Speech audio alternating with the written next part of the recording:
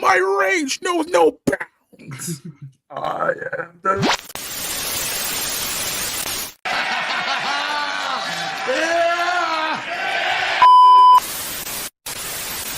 We're men, and we're not afraid to say that we love other men. What up, G? My life is nothing I thought it should be and everything I was worried it would become, because for 50 seconds I thought there was monsters on the world.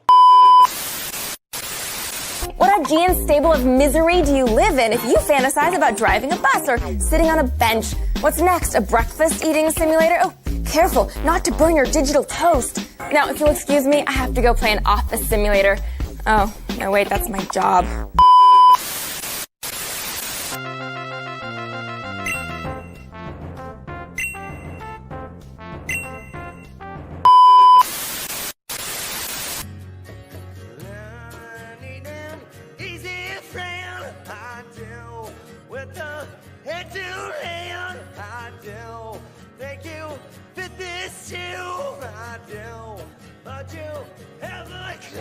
Whoa, I think I just figured something out, Beavis. What? This sucks. Yeah, it really sucks. This sucks more than anything that I've ever sucked before.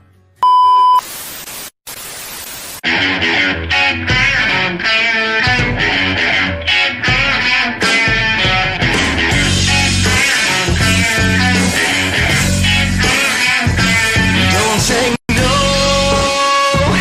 for an answer. There's no Can I see more white women getting clotheslined, please?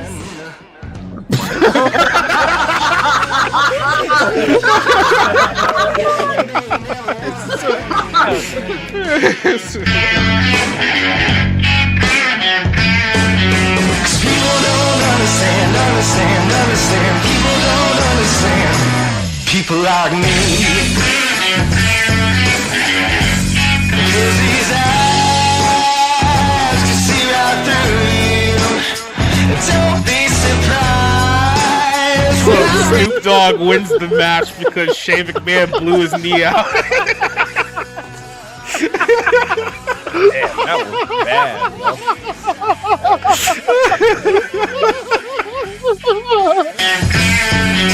People don't understand. People don't understand. No, people don't understand. People don't understand. No, people don't understand. People don't understand. People like me.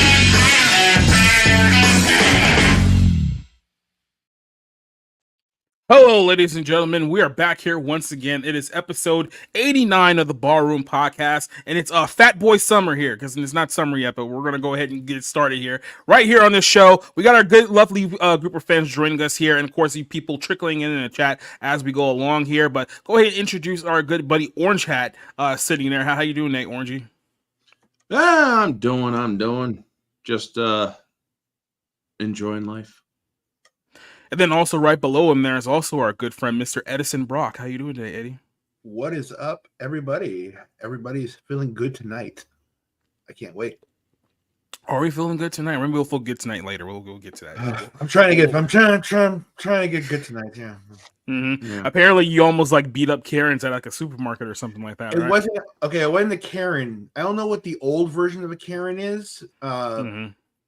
Gladys. A Doris. Doris. I wanted to headbutt a Doris today because she started coming up to me about voting, right?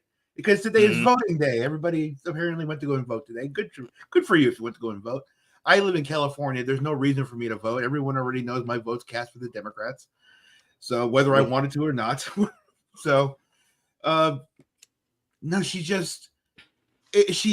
the sticker, and I was just waiting in line with I had like a 6-pack of Coke, and I'm just waiting there. And she bursts into the store announcing how well she voted, how well it was to vote, how great it was to vote, and everything. And I'm like, okay, we got a patriot here. That's great. Hooray. That's okay. But then she went on to her actual point of the thing, which was to give me a political tirade, and it was only me because I was the only one in the little Indian bodega that I go to get my, alcohol and Coca-Cola. Yeah. Right. He doesn't understand English. The guy running my ATM, right? The guy who has my money in his hand, he doesn't understand English, so he doesn't care what this lady's talking about. And she can't wait to get into a political tirade about how much the Republicans are ruining California and how much they are trying to ruin the nation and how much Trump deserves to be in jail while she's dancing around, fucking tiddling around with her Twinkies. And I swear I just wanted to just, not that I'm not a patriot, but I just wanted to fucking just grab this woman and just grab her by her fucking old crusty wonder bra and just headbutt the hell out of her, just bust her fucking fake teeth out. Knock her in the dust. Exactly. Just kaboom, and just see that nose just poof right in the It's like she didn't even exist. It's like she got Thanos snapped like out of nowhere. Dude, it was a Mortal Kombat. It was a Mortal Kombat fatality I wanted to perform on this woman. Thank God Habib in front of me was like, "Please, my friend, it's okay. It's okay. It's all right. I give you small discount. You get 5% back. Okay." Like, no, if it was Khabib, somehow you'd be like wrestling her to like a single leg or something like exactly. that. He wanted to like going around the corner. If she were somebody else, he probably would. He would have brought out the baseball bat. This is what was going on in Eddie's head the whole time. You'll never hit an RKO on the Beast. Oh my God! Yes, absolutely. Oh God, yeah. I never want because I work with old people, so it's like hard for me to say. Yeah, it's like you go against your grain and all that. But oh my God, if I could just headbutt one old person today, that would have been hurt. It should have been a house worth it. Quite literally a house of pain. Yeah. Well, right now, let's let you guys know we're live on Rumble, we're live on X, and we're live on YouTube, all three platforms right now. So go ahead and get a quick little shout out to everyone who's joining us here so far. I know Kirk is joining us over there on Rumble. We got a bunch of people watching us on Twitter at the moment. Then we also have some people here at the YouTubes as well. Our good buddy Neozoic is standing here waiting for us, saying that howdy Barroom crew, good folks in the chat.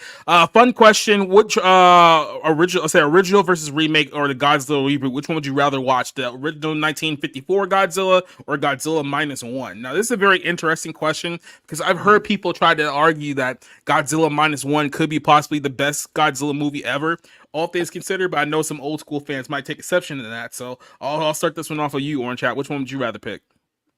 Well, for the audacity of asking this question, Neozoic, I am simply going to say this before I give my answer. I will find you, and I will kill you. Oof. You don't ask that question to the Godzilla community. You just don't. Because you are asking them to literally pick the genesis of Godzilla over a very objectively well done movie in -1. 54 Gojira always will have a place in my heart. And I will watch that movie just as many times as I will watch -1. There is no picking one or the other. You just, if you do have that choice, if you call yourself a Godzilla fan and you say, well, I'm going to pick this one or that one, you're not a fucking Godzilla fan to the degree that I am. You don't calling you an infidel. I like this. I like this passion. This is a good passion. I like this. I mean, I grew up on Godzilla. I was fucking 3 years old when I saw the original the 56 Americanized version with. Okay, let me soften this question for you right here: the 1954 Godzilla or the 2014 Godzilla? Which one would you rather watch? 54, because as good as the MonsterVerse is on an entertainment level, I would actually like to see Godzilla for more than just 10 minutes. Also, I would like to see Godzilla and not just a black screen all the time. Because, man, Gareth Edwards, you need to work on your lighting. Eddie, did you agree with Orange's sentiment here? I can't go to the extremes of that. That's a real dedication to Godzilla that I can't match. I can respect that too, because I appreciate Godzilla. I appreciate the whole monster community, the whole gacha community, and everything else, the Tohos and everything. For me, Godzilla to me is a Mystery Science Theater episode with him and Jet Jaguar versus two other guys who I can't remember the names of. But it was a tremendous episode. It was funny. And I got hooked. I got kind of into Godzilla because of that. And I got into Godzilla because I was the right age for the 99 version of it, which everyone seems to hate, but I have a middling appreciation for. 98. 98. So, other than the rights. I'm with that whole thing. I'm more upset about the P Diddy song that came out with the "Come With Me" song than I am about the. Was that the Public Enemy #1, or was that the other awful P Diddy song? Did he do a couple of them for the Godzilla? It was "Come With Me" with Jimmy. It had Jimmy Page. He brought in Jimmy Page to. Yeah, wasn't it like that Led Zeppelin riff or something like that? Yeah. Mm-hmm. Yeah, dude. So, everything about that movie was just terrible, even the soundtrack. But for the question, I would probably have to say Godzilla -1, because that's probably the most recent Godzilla I've watched, and I really, really like it. And if there is an introduction to Godzilla, like if there's like a prequel to Godzilla or like an idea of how Godzilla should be, I think that was a really good homage and a really good testament to how good that movie was. So, and how good that character is. Go ahead, or finish up. Go ahead. No, just how good that character is, Godzilla. How memorable. To be fair, 98 is a good kaiju film. It's not a good Godzilla film. That is the general consensus of the majority of Godzilla fans. Well, in fact, there was like a skinny little lizard too, so I mean that didn't help matters. It was it was an irradiated iguana, and Toho literally bought the rights just to fucking murder it. Now, do you think that if they had Godzilla being like hang gliding with King Kong in that film, it would have made it a little better? I probably would have been more memorable for me. Other than the pregnancy and everything else, I could probably deal with hang gliding with King Kong. I didn't think that they can make it any worse than the whole like, hey, let's run at the screen like Batman 66 style with Kong and Godzilla. Then all of a sudden now Kong's like jumping on Godzilla's back like he's a Jeep carrying Cherokee. It's like, what are we doing here? Did you see my short, my SJW? Oh yeah, that short. Yeah, I saw it. Because literally the freaking director is like, oh, it's kind of like them between Riggs and Murtaugh, Lethal Weapon stuff. It's like, which one's Murtaugh? Which one's the black guy? Which one's the black guy? This is a catch-22, motherfucker. Yep. I think they just run out the door. It's like that's probably what I would do. Neo has a bonus question. As you can see, though, I can't hate Godzilla completely. I have his hairstyle. So there you go. I'm about to say you almost got your own little storm thing going on there too. But you have to party just a little bit. I know, dude. I freaked out yesterday. I freaked out yesterday on the extreme already about it. Mm-hmm. I'm just gonna say this. I believe that I love the X-Men women because they're gorgeous women, but I also love their hair because I'm a huge fan of big hair. I just like big hair. Sorry, I grew up big hair and he cannot lie. Right. Let me ask you. I grew up in the '80s with David Bowie. Of course, I love big and hair metal. Let me ask you guys this bonus question before we go to the other bonus question. I rewatched X2 not too long ago, and Anna Paquin. Could we have found somebody else to play Rogue? Did anyone think that she was really a good Rogue character? I mean, she just did Wings of Migration right before that. That's where I got her from. I think she did an okay job as Rogue early on in life. Oh, the first one? In the first and second one, that is literally Rogue early on before she gets her super strength and her flight. Right. So this is Rogue early on, or she does a good early on Rogue. But I won't. Or I. That third movie I can never unsee her from from True Blood. I just can't unsee her freaking getting on in the dirt. That's just, I can't unsee that. That's like, Jesus Christ, woman, you went from X-Men to porn? What the fuck? Well, I mean, times is hard, especially when not that attractive. So bonus question X-Men here. to Triple X. That's why she's fucking vampires. Yeah, there you go. Bonus question here: which Spider-Man reboot would you rather watch? The Andrew Garfield duology or the Tom Holland trilogy that we've had so far? I gotta be completely honest with you. I'm probably just gonna pick Tom Holland by default. It's not because it's objectively like good movies, but it's like, okay, No Way Home is like the best out of all of those, and I think that Amazing Spider-Man 2 is probably the worst Spider-Man movie that's ever been created. So just on that note, I'll have to choose Holland, but it's kind of more by default than any enthusiasm. What do you think, Orange? I am going by the Tobey Maguire trilogy. Now, hear me out. It's not Spider-Man 3. Tobey Maguire is not part of that trilogy that I'm talking about.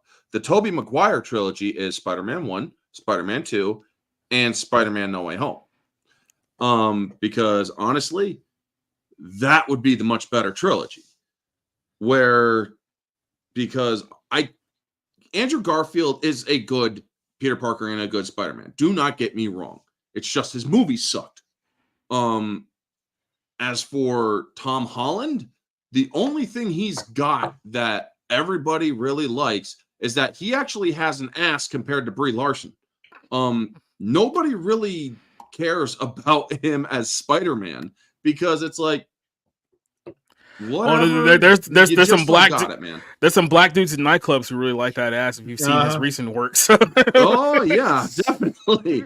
I mean, he took her, or he had to heal up after that year. Remember, but other than it's that, like, yeah, I would only be written off of TV for a year or two. Did you do that for my last role?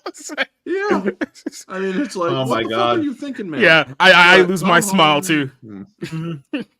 When it comes out, if I had no choice but to pick between these two, I'd do the Tom Holland trilogy. I'd watch the Tom Holland trilogy because that actually, as screwed up in the timeline as the first one is, because they're saying like 8 years after 2012, and it's like, you do realize Thanos has snapped at this point.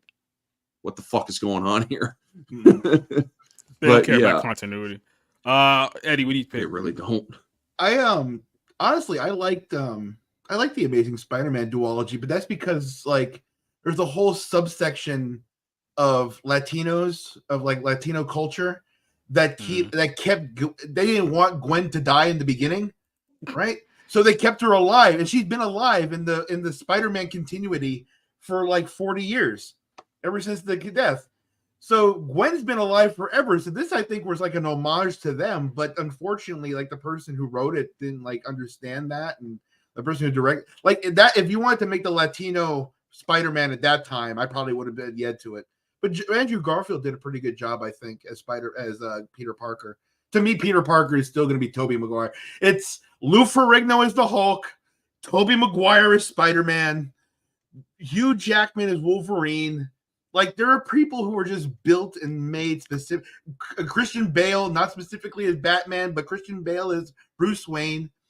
There are guys who just fit the mold of a perfect Persona. character, of a persona. Yeah. And to me, Tobey Maguire is that for me for Peter Parker and Spider-Man. But not to say I haven't seen Tom Holland's trilogy yet, so I don't want to say anything against it. Like I said, first one it's okay, I guess. The second one is shite, and then the fourth one's actually pretty good. I mean, the third one's actually pretty good. Third one is one of the better films in the MCU, strictly because of fan service. Yes, I acknowledge that, Right. but it still is better. And to disagree slightly with you, Eddie, the death of Gwen Stacy is actually a main staple in the comics. There was that actual storyline. Right. But the thing is, oh shit, in the Spider-Verse, they call it a canon event. Right. No, but that was the death of her father. Yeah. That was the death of her father, Captain Stacy. But what happened is that when they read that in Mexico and like all the Latin countries, when they read that, they didn't want to believe it. They just Thanos the canon right out of existence. Yeah. And so in the canon in Latino comics, in the Spider-Man and Latino countries, Gwen Stacy has been alive for 40 years, married to Peter Parker, having a family. She's living the South American dream. It's amazing. Hey, Gwen, it's great. The South Americans love you, honey. Yeah. In fact, they love you so much. Fuck Mary Jane. Right. They completely ignored anything. They were like, we love Gwen Stacy. That's why I can't believe that they're trying to turn her trans and all this other stuff. That annoyed us. That annoys Latinos. They made her an they're like, what the hell? We love Gwen. Her trans. I mean, like the whole ally thingies. The whole Spider-Man universe is just divulged into like an era of fan fiction at this point. Anyway, this just kind of is what it is at this point. So, but I mean, yeah, if you go Spidey 2099, right? I know that I'm not into comics necessarily, but I know the canon of Gwen Stacy. But if you look into the Latino, there's a alternate reality in Earth 1660 or whatever Latino 616. Version. Right, we're Latino the version. So it's called 616L. Right, where Gwen Stacy lives, and she's living their life with Peter Parker. They're married, they have children, they have a whole family of spider kids. It's really wonderful, actually. Considering he was afraid to breed because of his radioactive jism. See, that's the kind of fan fiction I like. That's an entire culture just saying, "Fuck it, we're just taking it." Yeah. Well, we got some other people joining us here. Vanya's joining us here in the chat tonight. Doba Fett. See Dante sitting over here in the chat with us as well. Alex versus Evil joining us here tonight. Neozoic says, funny enough, the 98 Godzilla has more in common with the Beast from 10,000 Faster. Yeah, 20,000, I agree. 20,000. I mean, Spencer saying that she was hot in the True Blood. So I don't know. I didn't really watch True Blood. It wasn't really my thing, but I had a goth girlfriend at the time, so I had to watch every once in a while. And he said that they did abandon Anna Paquin's character after one. I mean, yeah, they completely wrote her out of a movie that came out not too long ago too. So, yep. Maurice joining us here says the Andrew Garfield movies are better. No Way Home is only good because of fan service. Yeah, but like I said, I think especially that second one, that Amazing Spider-Man. People give Spider-Man 3 all the crap because that's the popular one to crap on. I think the Amazing Spider-Man 2 is even worse than that one, if I'm being completely honest with you. Spider-Man 2 was worse, or Amazing Spider-Man 2 was worse, but Spider-Man 3 was just shit because Avi Arad couldn't get over his Venom boner. And he also made Venom in the worst fucking way possible. It's like, dude, you made Carnage. You didn't make Venom. You made a black Carnage. I made Venom. Yeah. I am Venom. I mean, I've been for a long time. Eddie Brock is anti-Venom in the fucking comics. It's all bad. It's Venom and Chasm and Cosmo, like all these characters. I want Venom. If Venom becomes like the MCU version of Shazam, where he's just like this, he's like that. He's like the character that's just like he gets its own following just because he just happens to be offbeat from everything else that's going on and whatever the hell. I'm okay with that. Well, since you're here right now, Eddie, I think we should go ahead and start off this show with a story that you can lead us here just a little bit. Our good buddy Elias, WWE superstar, former WWE superstar, the guy who used to walk with Elias back in the day. I don't know why this guy never became a bigger star than he did. I mean, he literally had like everything you could possibly like ask for. It's like great look, great character, great charisma. He can one of the few guys who can like literally get over just by talking and then not having to do like any crazy moves. But something didn't click in the WWE, and a few months ago he was fired. But over the last I guess few weeks, he's essentially turned his personal TikTok account into an account to kind of spread the gospel of Christ. So this is something that I've known for quite a while, that Elias was a Christian. If you've been paying attention to WWE over the last few years, you probably he would have led you on. I mean, he quite literally, his theme song was called Amen and Hallelujah. So it was like that subtle. Literally walk with Elias. Exactly right. So it was like him. So he was definitely giving like some hints out there. But yeah, this is a guy who looks like he was in WWE for almost 10 years. He started off in NXT, did a little short stint there, then was on the main roster. He had a couple of feuds that, like I say, he teamed with like Shane McMahon at one point. He was with Drew McIntyre at another point, and a couple other guys, but never really got, a big singles like run.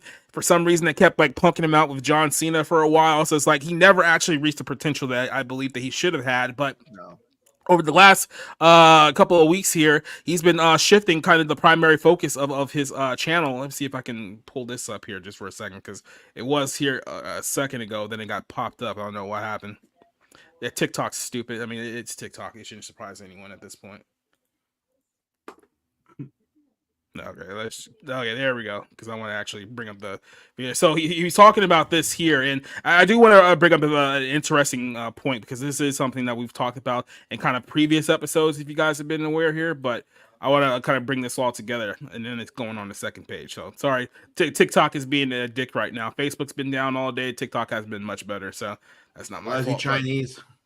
No, it's a rough day for the Ching Chongs. Let's go ahead and get it here. So this is what Elias had to say on his call. We're going to play like a few minutes, just kind of get the gist of what's happening here. The good news of the gospel is Jesus. Guys, we need to make a big deal about what went down on the cross. We need to see everything through the lens of the finished work on the cross. You know, that event that split human history in half?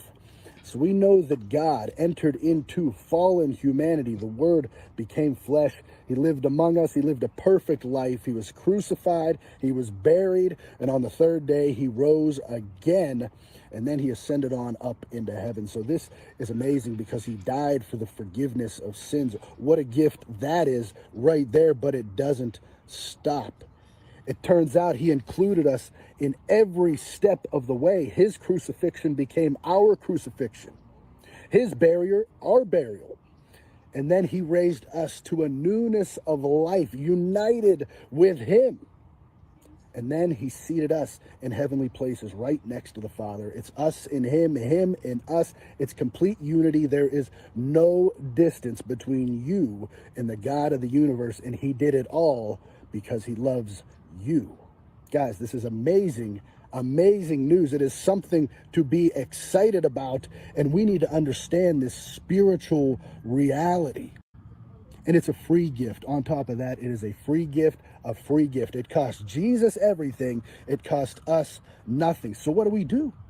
What do we do with this good news? It is not God has done his part, now I have to do my part. No, God did it all. If you think you have to pick up your cross every day, I ask, whose cross did Jesus carry? So what do you do with a free gift, which is such great news? You just enjoy it. When you enjoy Jesus, you are glorifying God. That is the good news. Let's not lose sight of that. Boom. First of all, hey Rick, don't say anything. You're not on yet. Second of all, yeah. So that's what Elias has been doing. If you check out his TikTok feed, I'll even give you guys a link so you guys can check it out yourself. But yeah, he's all in on trying to teach the gospel of Christianity and really focusing on the more Christian aspects, which, if you guys have followed our wrestling coverage here for a while, like some of you guys have been here like a pretty long time, so you know that like me and TWRP have been talking about this for quite a while. Him being an outspoken Christian probably wasn't going to win him over any favors with the current crop of WWE wrestlers, because there is a lot of guys in the current WWE locker room. It's not just specifically WWE, but it is kind of an example. There are a lot of guys in there who are more into, like, let's say, the occultism side of things and the Satanism side of things rather than the godly side of the story. So obviously that alone could breed you some hostility. If you remember a year ago, Kane, who I like to call Mayor Kane now because it's just funny when I say Mayor Kane, he came out in support of the overturn of Roe v. Wade, and all of a sudden, all of these superstars from WWE and AEW just came out and just lambasted him with just this vigorous anti-Christian mindset. It was Titus O'Neil, Becky Lynch, Bayley, what's her face from TNA, Rosemary, Britt Baker, a whole bunch of just other people. It's like, I can't believe you, like just hissing at every step of the way you possibly can, all because he was saying that I'm glad that certain states are going to be able to choose whether they'll allow abortion or not. Right? That's pretty much the whole thing that it came down to. So And we also saw this with another guy. If you remember, Gunner got in trouble a couple years ago in WWE because he had made like a pro-Trump tweet right after the whole the summer of love with George Floyd, and that got him a lot of heat with the locker room. He ended up staying for about like another year, left the company, pretty much got blacklisted because of his views. So like I said, it's a very interesting perspective to see him in, and I like him as a wrestler. I like him as a character. I just don't know if there's anything left for Elias in professional wrestling, or maybe this is the time to pivot. I mean, this is something he's clearly passionate about. He has a whole bunch of content on his TikTok about this, so maybe this is his pivot away from pro wrestling to something a little bit more fruitful and meaningful. So Eddie, you can obviously speak to the story a lot better than the other two here can, so I'll go ahead and start us off with you. What do you think about Elias going full-blown Christian? I think it's arguably the most brave thing I've seen in a pro wrestler in a long time, and it's probably the most dangerous thing I've seen in a pro wrestler in a long time. It's dangerous because he is going to be blackballed from a lot of places that are going to want to pay him a lot of money. Because this Elijah, I'm not going to, as a professional courtesy, I'll call it the gimmick. This Elijah gimmick is something that goes back to the old days of the 90s where you tried to develop a real character, and you try to travel that character around and really try to make something out of it. And this Elijah gimmick has some steam to it because it is a genuine character that he really believes in and that he really wants to adopt and portray himself as. So professionally, if any real company, and honestly, I think the only real companies that'll really give him any real time are probably small independents, and he'll do a couple of show ups. And honestly, the WWE would pick him up. AEW maybe not, but the WWE would pick him up if he really shows that this gimmick is really working. When they bring him in, he then has to realize that he has the clout to say that he wants to keep this gimmick the way it is. He doesn't want to change it. And if they want to book around that, that's fine. And he'll work with that. Because he now has a bit of seniority that he doesn't have to worry about, like, Seth Rollins coming in and giving him shit, or, CM Punk coming in, or whatever anti-Christian sentiment that may possibly be. He has a bit of seniority to say, I don't really have to do that now. So yeah, it's that double-edged sword on that, and it's hopeful because, my God, thank you, Elias, for portraying your faith the way that it should be portrayed, as a genuine article, as something that someone actually believes in, and something that that wants to overflow it to everyone else. And what he says is what he really believes, and I can really see that. And as a man, as a follower of Christ, and as a man of God, I can understand where he's coming from, and everything that he says. He really is an inspiration to people like me who wish they had the courage to say a lot of this stuff out loud most of the time. And so Elias, I hope he does well. And I really do too. And I just want to point this out because Neil actually brings up a very good question. Do you think that this is the reason why they released him from WWE? I will say this. Now, this is just going off of dates here, so I'm not going to say this is 100% the reason why it happened, but this is how everything played out in time. This is a post that he posted back in last September. So he actually went to the Jordan River in Israel to get baptized. This is something that he did on his own time. This is, like I said, September the 7th that this happened, and posted a few pictures of it here. So I'm not exactly sure who he was with at the time, but clearly there was a setup here, and obviously he gives a reference here to John 8 and a few other verses in the Sea of Galilee as well. 2 weeks after he posted this picture, he got released from WWE. Now, I can't say for certain that he was released because of this, but like I said, this is how everything played out. He posted this picture 2 weeks ago. He's no longer employed by the WWE. Like I said, if you guys have heard about, if you guys follow TRWP, you probably heard the whole term Black Craft Cult that's been thrown around there. It was basically a group of people who they kind of melded it into a clothing company, but it was people who were essentially open atheists / Satanists who are very much involved in WWE. And you look at the people who have been involved in that in the top of WWE today. You got people like Seth Rollins, a Rhea Ripley, a Sonya Deville. Paige was in there before she went to AEW. Becky Lynch, obviously, a lot of big names. Even The Rock's daughter, it was one of those people. And these are all people who are in that group, and a lot of them are on the top of the card here in WWE. I know there's even references to Bray Wyatt, who recently passed away. If you saw what he was doing with The Fiend right before he died, he was doing a lot of Illuminati satanic references. Now, you can say that it was on purpose for the gimmick or whatnot. Maybe he was throwing out some clues. Like I said, I don't know him well enough to make any kind of judgment on that, but that's what you were seeing a lot on WWE. If you look at WWE now, you see a lot of people doing, witch gimmicks and Wiccan gimmicks, and a lot of, like, we're going to do some borderline satanic gimmicks, but not, outright, keep it subtle enough so that you can't handle it. So if this is, like I said, it's not a very friendly position for people who have, it wasn't even a very friendly position for people who have any remote, like, right-wing views. Like, we've seen the roster has rebelled against people like The Undertaker, because Undertaker wore a Blue Lives Matter shirt for this documentary he recorded 4 years ago, and obviously we saw how people turned on Kane and anyone else who espoused any kind of, like, remotely not uber left wing views here. So this is the environment that pro wrestling is in. I know a lot of people think that pro wrestling fans are like all southern rednecks and wild and rowdy. Dude, that was like 1980 something. Like that doesn't exist anymore. No, we're far away from that. Yeah, I've been to a few live shows. That doesn't exist anymore. It's all a bunch of kids and a bunch of weirdos nowadays. It's not family entertainment anymore. It feels like the southern aspect of pro wrestling died with WCW, because keep in mind, WWE is a Northeast property. Like, their whole bread and butter was like Philly, New York, Chicago, and like those areas. Like, they didn't really mess with like the South that much, because that was NWA, WCW territory. Even when WCW died, they really didn't try to, I guess, kind of co-opt that fan base or try to like bring them in or anything like that. They were so, we're just going to be a global brand now, and that whole area has just been dormant for quite some time. I mean, even in the West Coast, I mean, I look at cities like, I think they're trying to kind of bring in cities like Vegas and like LA and try to play up to more West Coast cities, but it still does have the same effect as they do in the Northeast. It's just the way that it is. So it's over here. Over here they killed the business. That's what happened. I mean, over here they didn't bother cultivating anything. They just bought it out from Vern and decided to show up once or twice a year. It's terrible. But that was like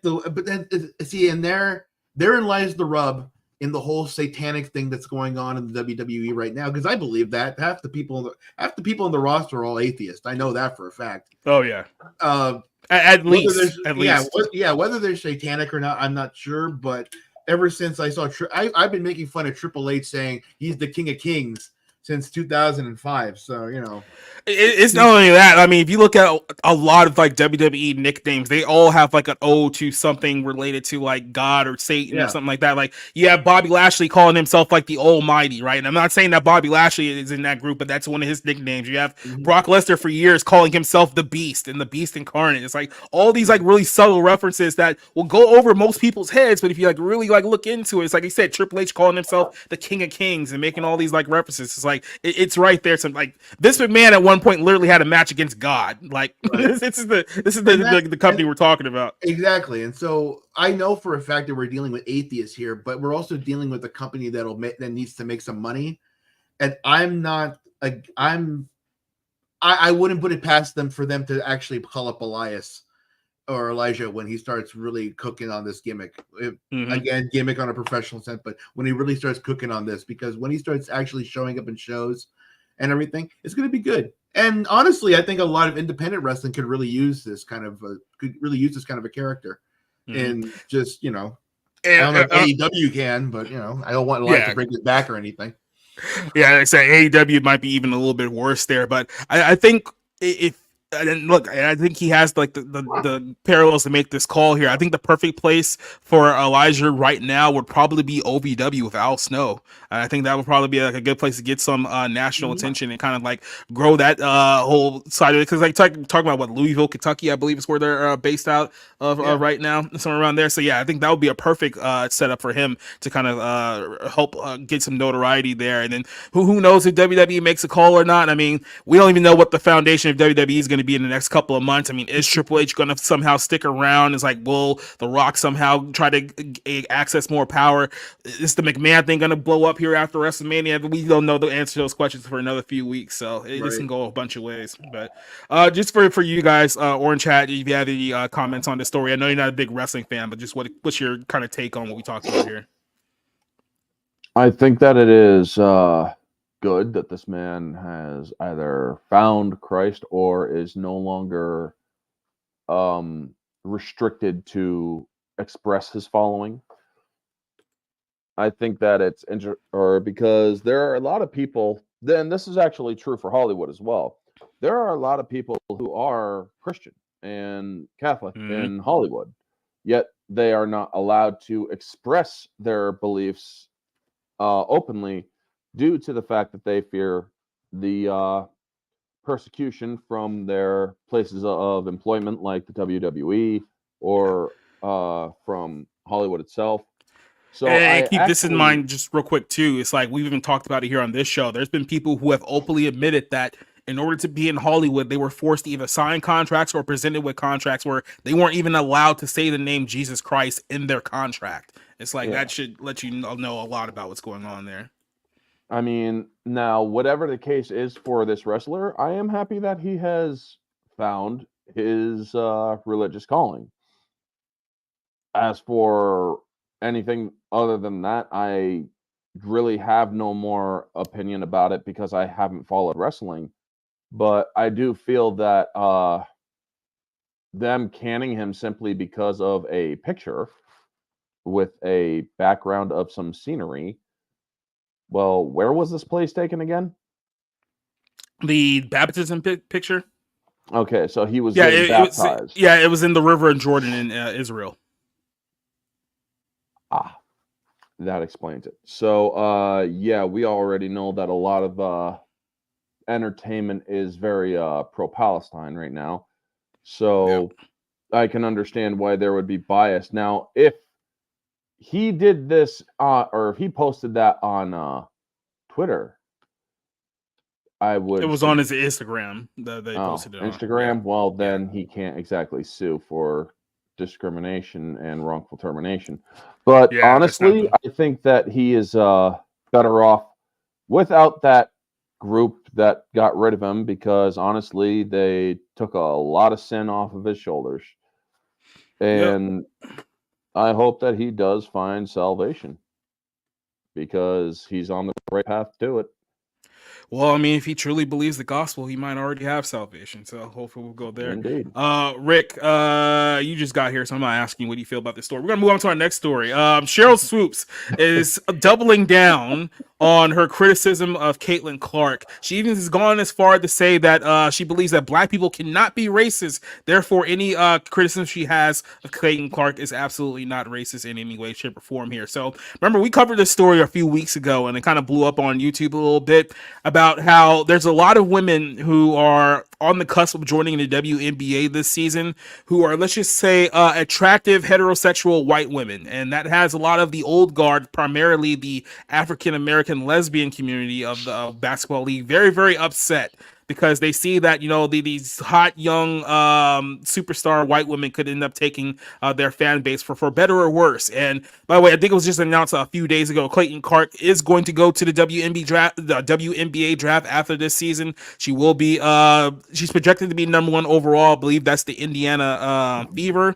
is the name of the team that's over there right now. So she has declared she will be going to the WNBA draft. But if you recall here a couple weeks ago, Sheryl Swoopes made up a whole bunch of lies about Caitlin Clark, said a bunch of things that weren't true because she was trying to downplay the fact that, you know, Caitlin Clark was about to set the new scoring record for women's basketball, saying that, oh, well, she's 25 years old and she's played all these games. And of course, people immediately exposed the fact that those were all lies. And that's back since she did that criticism, Caitlin Clark has actually surpassed Pete Maravich as the all-time scorer for basketball. Keep in mind, did it in Yeah, it did it in a 4-year span too. So she's absolutely killing it. But so Sheryl Swoopes got a lot of pushback, got a lot of heat for what she said here, and she found the way to double down by making it significantly worse by what she said. So this is what she said initially. It says, because there was a COVID year, there was another year, you know what I mean? It's like, you clearly not know what she meant herself. And she also think that she had an extra year to break the record. None of this was true. Like I said, it was proven that it was true. She actually broke the record in less games than it took Casey Plum, who I believe plays for Las Vegas now, to break the record. So everything she said was just a complete and utter lie. It just no sense whatsoever. But then she went on Gilbert Arenas' show again to try to defend herself by insisting that, oh, she's not racist because black people can't be racist. Here's what she says. I'm going to say this and I'm going to be done with the whole conversation. For people to come at me and say that I made those comments because I'm racist, first of all, black people can't be racist. But that's the furthest thing on my mind. So, of course, she hate to be the bearer of bad news, but yes, black people can actually be racist. As a matter of fact, you can also argue that based on that metric, black people are probably more racist than anybody else in America right now. So this whole thing of black people can't be racist. This started when we tried to quote unquote redefine what racism means. So instead of it being a person who has a problem or hatred towards another person just simply based on their race, it was like, well, no, actually it's race and power. And since black people don't have power in America, we can't be racist against anyone, which allows them to justify their hatred of white people, Asian people, obviously Hispanics, anyone else who doesn't follow their Jewish people, throwing that out there as well. But that's how she tried to defend herself. And look, people are not stupid. They've all seen the fact that when it comes to people coming out against Caitlin Clark, and not in the sense of WNBA players coming out, that's a whole different thing, but just people coming out against Caitlin Clark, it's like, okay, we all know that it's majority black women. A lot of them are lesbians. And here you have a heterosexual, straight Catholic woman who's absolutely playing out of her mind right now, setting all these NCAA records. She has a chance at a championship this year. And then she's honestly, she could possibly be the biggest star the WNBA has ever had. Like, if you look at what she's doing in Iowa right now, Iowa right now, she's drawing like sellout crowds of like 18,000 people for women's college basketball. When's the last time you've ever seen anyone do that, like, ever?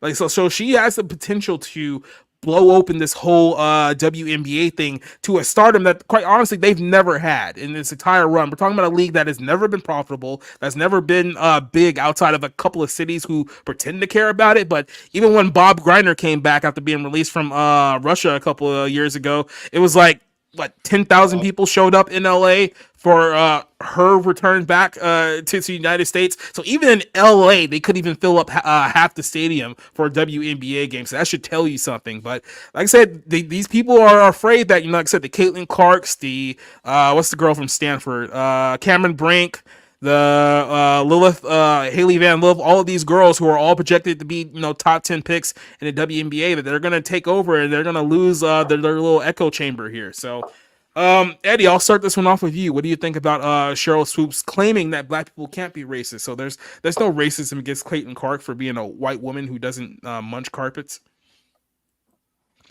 Absolutely not. There should be no racism given to this girl. Congratulations, Caitlin. I'm so glad that you beat Pistol Pete.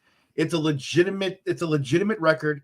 It's a legitimate record-breaking event, and it's very happy to see a woman break it.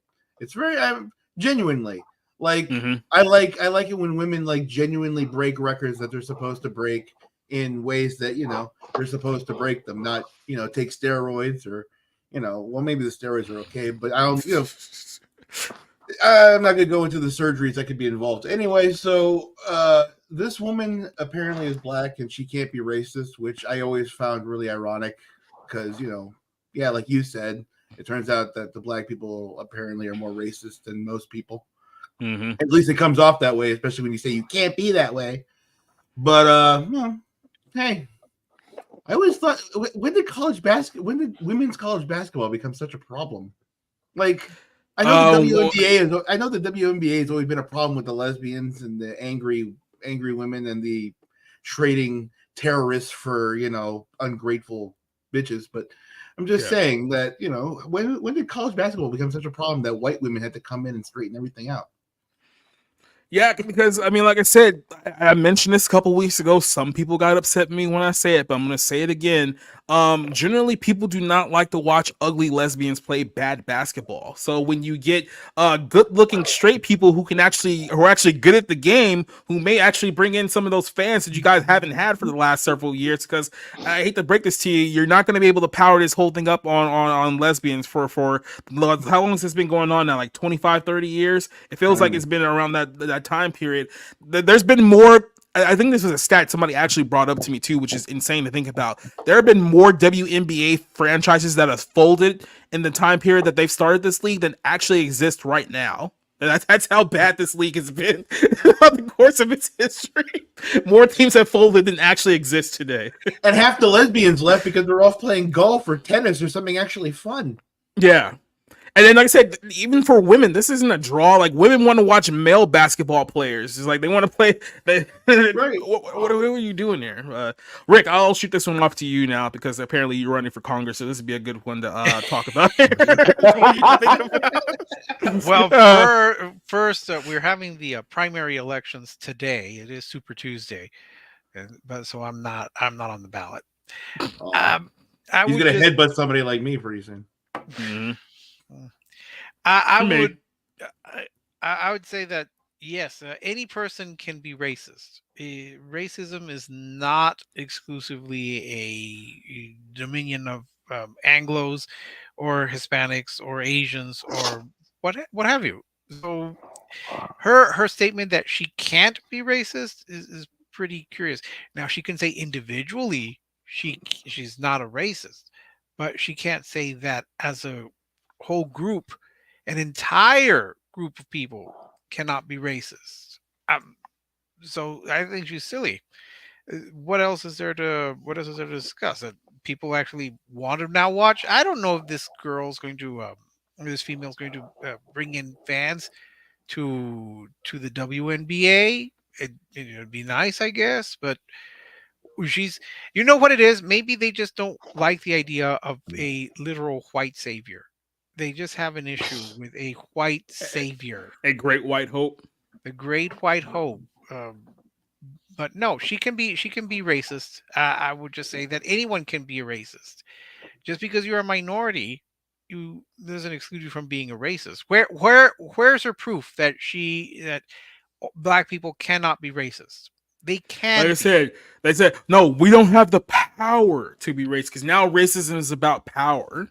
You have to have control over the system. We had a black president. We had a black president for 8 years, isn't that? And now we have a black female vice president. We have a black female Supreme Court justice, who apparently has a sold-out democracy because she's in league with Trump. So of course, like all black people are now. Apparently, well, except for Jacob. And by the way, I saw they're going to do a Baywatch remake, and I said, I swear I can already see it now. It's going to be a majority black cast, especially since it's Fox is doing it. So you know it's coming. You know it's coming. That there is that unfortunate stereotype that black people do not swim. Right, just for the scene where they're going to have to teach the black guys how to swim. But that's a stereotype. Going to have a black woman trying to like move her hair underwater. It's like You didn't see the Little Mermaid? We already have that. But how much CGI did you need? That was CGI water. Yeah, I'm not going there. She can be any person can be a racist. It is not an exclusive to one person. So she needs to back up her proof that black people cannot be racist. Unfortunately, there are probably many Hispanics who can say, especially if they've gone through predominantly black areas, that yes, they felt the racism. I have not. I have been to Charleston. I was treated very well by every person there. Real Southern hospitality. Well, I tell you what, if you go to Compton, you got a completely different experience. In fairness, if I go to East LA, I think I would kind of stick out despite being Chicano here. I would not, I could sing some Morrissey songs. He's just walking out there with his Dodger cap, be like, "Hola, Holmes." That would be me, but I wouldn't walk around with a Dodgers cap. Come on. I was in Harlem once. They wouldn't even give me they wouldn't even tell me where the subway was. They when it pointed the direction where the subway was. I was like, to be fair, that might be that might be more of just a New York thing in general than simply could be, just, so. Orange chat. It was one of those. It was one of those like it was one of those converted black Muslims from jail that I asked too. So he probably look. Absolutely not. I'm sure the Nation of Islam is welcoming of all minorities. Just unless you're trying to get to 67th Street. Orange chat, what do you think about this? Well, I am living proof that black people can be racist, as I literally got a beat down for no other reason other than me being white by none other than all black people when I was unjustly incarcerated back in 2017. My back, my ribs, my kidneys, all can testify to the fact that these people, as they were beating on me, were calling me a bunch of white racial tropes, which I will not repeat on here. And I believe that this fucking cunt named, what's her name?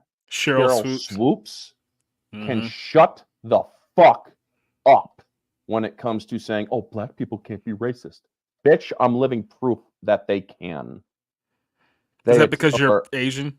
Because New Yorkers and Asians, I mean, that was a thing for a while. Then they stopped reporting on it once they started putting two and two I got together. no Asian in me, but the fact of the matter is, I'm white, and I got attacked because I'm white when I was incarcerated. And the fact that this woman has a problem with white people shows that she herself is actually racist, because she is saying that a white woman in the NBA is saving the NBA, and it's like, bitch, do you want to make money or not?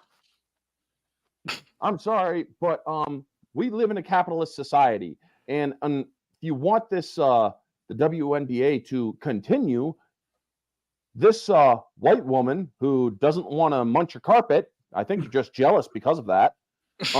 Honestly, maybe you should shut up and let her dribble and let her play and let her shoot the baskets, because she's doing a good job. She's making the NBA look a little bit better than it was, because let's be honest, that Brittany Griner, whatever Bob her name Griner. is. Yeah, that one. That Bob Griner. Bobby Brown Griner. That criminal in Russia that got locked up for breaking the law in a different country. She's not doing the NBA any favors, but this woman is just being herself, playing the game, not caring about the identity politics, and yet you got a problem with her because she's white, and you can't handle the fact that somebody just might be a little bit better than you. Well, here's a reality check, you dumb fucking racist bitch. There are people out there who are better than us, not because of skin color, but by our simple things like morals, content of character. You know, a black person actually did preach about that. His name was Martin Luther King Jr. And he actually had this wonderful belief, a belief that I was raised on, in judging people not by the color of their skin, but by the content of their character. And, you know, if black people like her would actually look back and see maybe he had something going there for a bit, and maybe he's right, the world would be so much better. Now, those are my thoughts on this. I am not going to talk any further on it because I risk endangering this stream if I do. But I will clarify this. I don't blame every black person simply because I got a beat down by a bunch of black people. I mean, fuck, I'm friends with this guy up here. So do you really think I have a problem with it? No. Friends. Well, Orange did. You can deliver pizza to my house if you want. But Orange did bring up memories of the issues that they have faced in New York, or it might have been Eddie, where there were issues between the black community and Asian community and the Jewish community. If you remember, Jesse Jackson did refer to New York as Jaime Town, his term, not mine. There was a the Crown Heights rioting?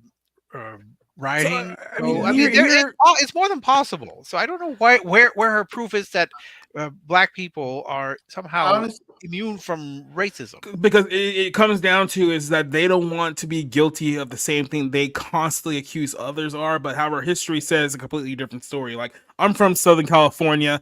I remember the LA riots. I remember the whole situation going on with that. There's a reason why we have coined the term rooftop Koreans, because those were the people who were being targeted the most during those LA riots, because there was already tension with that community even before the whole Rodney King verdict happened. Though people were upset about, quote unquote, the Koreans moving into their neighborhood and taking over everything, and that was kind of the narrative that was being spelled there at the time. And obviously we don't need to go into the whole situation about black people and white people. That's been around for longer than any of us has been around. That whole sentiment is going on. So they felt, like I said, they found a clever little way to sit here and be like, oh yeah, well, if we don't have power, then we can't technically be racist. So that way we can just hate each other, hate other people as much as we want, and we can just say, oh, but we're the victims in this whole scenario. It's like, no. So a couple of things I want to point out here. Just real quick. Go ahead. I just wanted to clarify on what Rick said. For what it is, I will say this was 2 years ago, and I was like about 150 pounds heavier than I am now. So I was probably very intimidating to this, seemingly skinny, lengthy black guy, right? Yeah. I can admit to that. I can also admit that, I literally said, I'm a tourist. Please help me. So that comes off as a little strange, because when someone says that you're a tourist and, you're like, wait a minute, this guy might try to get something out of me. So I can see that point too. The thing that I kind of thought that maybe was maybe racism is when I actually found the subway. I got through the whole thing and I got upstairs waiting for the train, and I literally see him coming up the same stairway as I'm coming up, right? And he's just hanging and he's talking to other black people and everything else. And I say, "Hey, man, I finally found the subway. Thanks." And he just looks at me, just gives me that kind of well, kind of looks. There was something that he didn't want to go out of his way and help me for whatever reason. I want to make a point. It's a racism, but I'm not going to say he's a racist. I will say it was racism. I want to make a point here, because this is also bleeding into the NBA as well, because the NBAs have a similar problem where their popularity is in the toilet right now, and it has a lot to do with the fact that, about 10 years ago, all the NBA players revolted against Trump, went all in on Black Lives Matter and all these other social issues too. That's part of it. But the play has really, really gotten bad in the NBA over the last few years. Obviously, there was a big stink about the All-Star game where no one even attempted to play defense whatsoever. So they're on the decline as well. There's a lot of black players in the NBA, or former black players in the NBA, who are now saying that the problem is really that all of these white Europeans who are coming over from other countries and are playing the game better than they are, all of a sudden they're the ones that are causing the problems in the NBA. We talked about Jokic last year. He was supposed to be the MVP last year, and what happened? Kendrick Perkins went on ESPN and said, well, people are only voting for him because he's white, not because he's good. So what happened? The voters panicked, and all of a sudden it's like, oh, okay, we'll give the MVP to some other guy. And then guess who won the championship? The guy who's supposed to win his third straight MVP but didn't get it because, we don't want to be racist by giving it to a white guy 3 years in a row.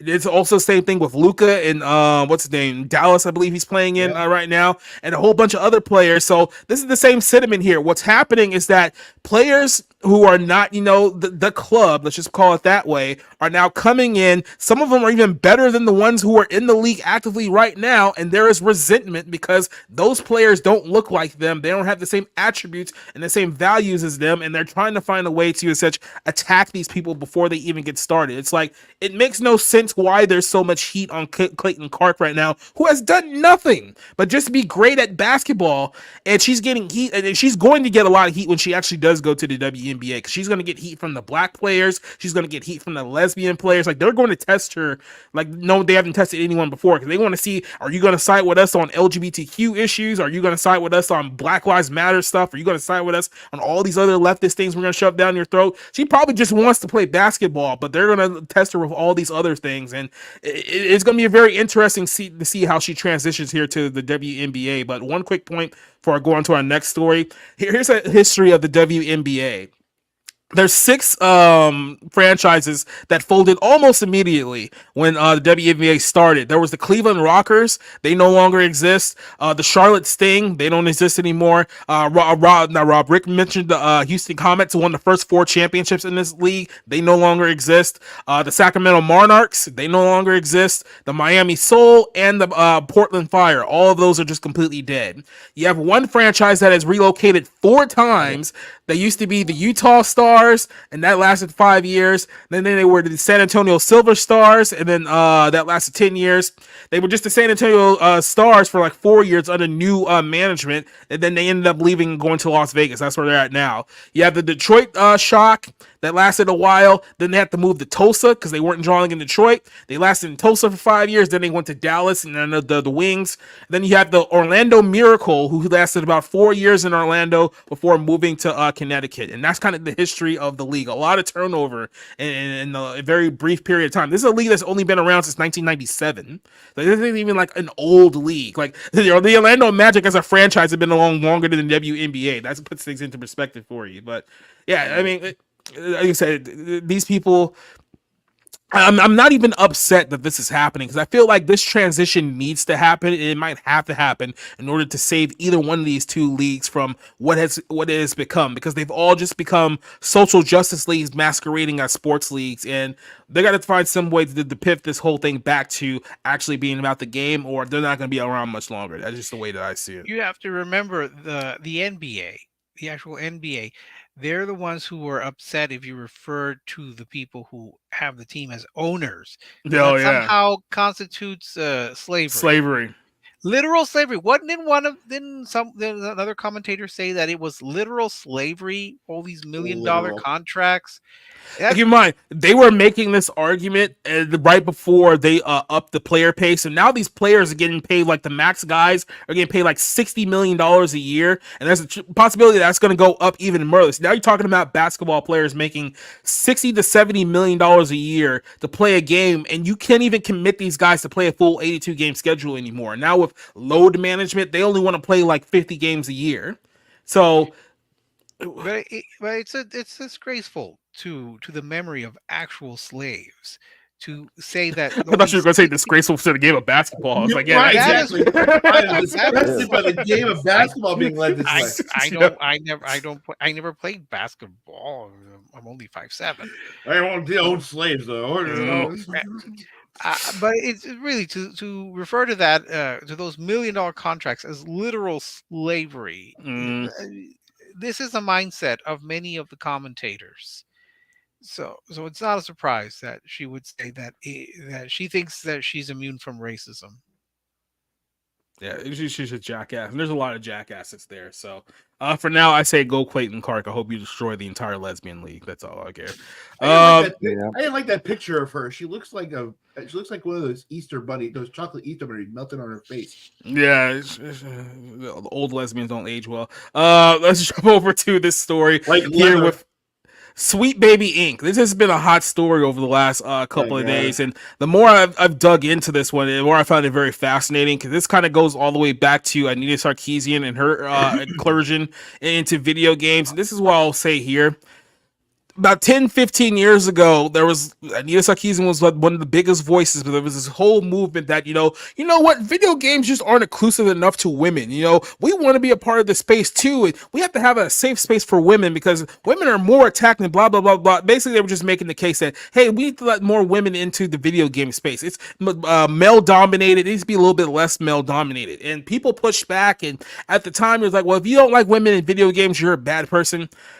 This is why you guys weren't let in for so many years, and now you're only further justifying why nobody wanted you in the first place. So Sweet Baby Inc. people discovered that apparently this organization was responsible as a narrative consultant that were influencing companies to follow the lines of diversity, equity, and inclusion a little bit more in their games. And apparently they were associated with some pretty big games over the last few years here. There's some examples, but the self-described diversity and inclusion narrative and consulting company from Sweet Baby Inc.'s main objective page was that it was given to review and given a video script over over the lens for diversity and inclusion. So basically, they were making sure that, you know, these companies were actually following the lines of, hey, your video game is too white. Hey, it's not diverse enough. Hey, you're not really representing this group. Let's smooth things over here, or let's tweak a couple of characters that we can add in some diversity here. That's essentially what they were trying to do. Since our mission is to tell better, more empathetic stories while diversifying and enriching video games industry in the official website, we aim to make games more engaging, more fun, more meaningful, more inclusive for everyone. Now, their idea of doing this, of course, is just like, we have to make sure there's more trans people in games. We have to make sure that there's more gay people in games. As you know here, these were the ones responsible for putting all the pride flags and all the other sexual degeneracy flags in games like Spider-Man and other situations like this. So if you're wondering why all your video game companies were going to crap, I mean, this organization probably had a little bit to do with it. They're essentially the video game version of GLAAD. That's the best way I can describe them too. And I believe, or the Morse or the film code, the Hays Code payoffs. Yeah. And I believe the majority of the people, if not all the people who work for this organization, it's only like a small company, apparently only had like 15 people or something like that, but I believe most of them were women. So, yeah. And lesbians. Shocker. Absolute shocker. Lesbians. We believe that representation is the key to connecting players and audiences to offer a new way for help your team and gain a perspective that needed to look. When I just want to play a shooting game, I don't really care what color my character is. I can't even see him anyway while I'm shooting people. So it's like, it's one of like the least things that I actually care about, like in a video games. Like, are the graphics good? Is the storytelling good? Do I want to replay it after I'm done beating the game? Is there any kind of thing? Like, that's what actual gamers care about. Women, especially women who hate video games, this is the stuff that they care about. We're part of an inclusion and knowledgeable community of diverse consultants able to cover a wide range of cultural and sensitivity topics. Our approach is to lead with the creation of the joy of marginalized players, and it seeks to additive rather than be strictly corrective. It's like, so basically they're saying that, yeah, we're the ones ruining everything. They said they provided sensitivity training to Alan Wake 2, Goodbye Volcano High, Marvel Spider-Man 2, Suicide Squad Killed the Justice League, God of War, all of these other games they consulted with. They had support with Xbox games, EA, Valve, Santa Monica Studios, 2K, anything you could possibly imagine. By the way, I find it very, very interesting that this story blew up as it did over the last week. And then here you have today, if you guys didn't know, 2K, was it 2K? I'll make sure I want to get that right, but the newest MLB game just came out to confirm that one of their season modes is going to allow you to play as a female in the Major League Baseball. That's the whole thing now. So apparently you can play as a woman while you're playing baseball, which makes no sense whatsoever. But of course they think that, hey, we're being diverse and inclusive and including and all of this old nonsense. It's like, oh God, what are we doing? Give us the money. Exactly. It's quite literally give us the money. I want to see if I can find this here just real quick. This whole thing about the MLB and the female thing, because this is just absolutely stupid, right, in my eyes. But let me see. Oh, here we go. For what it is, this has been around for a long time. I remember the Gamergate days. Like Voldemort. I can't say Gamergate out loud. This is literally Gamer. This is like the Gamergate days almost. This is ethics in video gaming as opposed to journalism. And the fact that we're now having to hire a bunch of outside representatives to tell us how, or I'm going to say us in the sense of storytellers, at least. I'll stand up for the storytellers, because this is what I was complaining about the most while at the picket lines at the SAG, during the SAG and the writers' strikes, because they were trying to defend this kind of thing. They wanted to create these kinds of these consolidation firms so that we could tell people how to think and how we could put things in our script, and they have to hire us in order. It's literally become a bureaucracy, and this is what's going on, not just in video games. It's going on in film. It's going on in music. It's going on in all these little things. It's almost like an invasion. Right, where they're just hiring bureaucratic consulting firms to come in and tell you how some random black kid is thinking from Los Angeles that couldn't possibly give a shit unless he's trying to just play the game. No. What you have to understand is that he would listen to this exact artist, and he would wear this exact clothing, and he would act exactly in this manner, and you're putting things into a character that should not be simply on the basis that you want to justify your payroll, your check, because in order to accept these things, and then you got to blame the mega corporations, like BlackRock and whatever. They came out. I'm not speaking of conspiracy here. They're the ones who came out and said we're trying to make opinion by forcing people to start accepting it. And how do you force people to accept it? You force them to pay for the product that they don't want to pay for and absorb a product that they don't want to absorb on the basis that it's entertainment.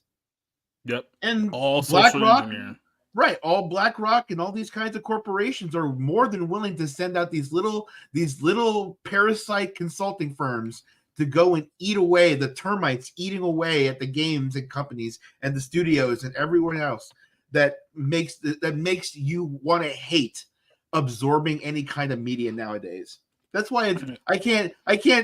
As much as Satan is holding on to Hollywood, this is a little bit more insidious. This is, in a way. Yeah, it's bad, but yeah. So here's just real quick. Major League Baseball. They post this on their Major League Baseball account, so the entire league is endorsing this. So this is from the MLB official Twitter account.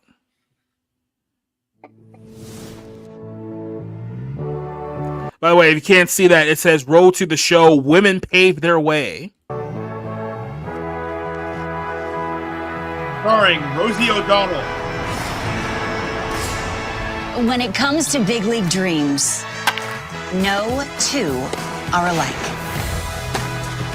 Some want to swing for the fences.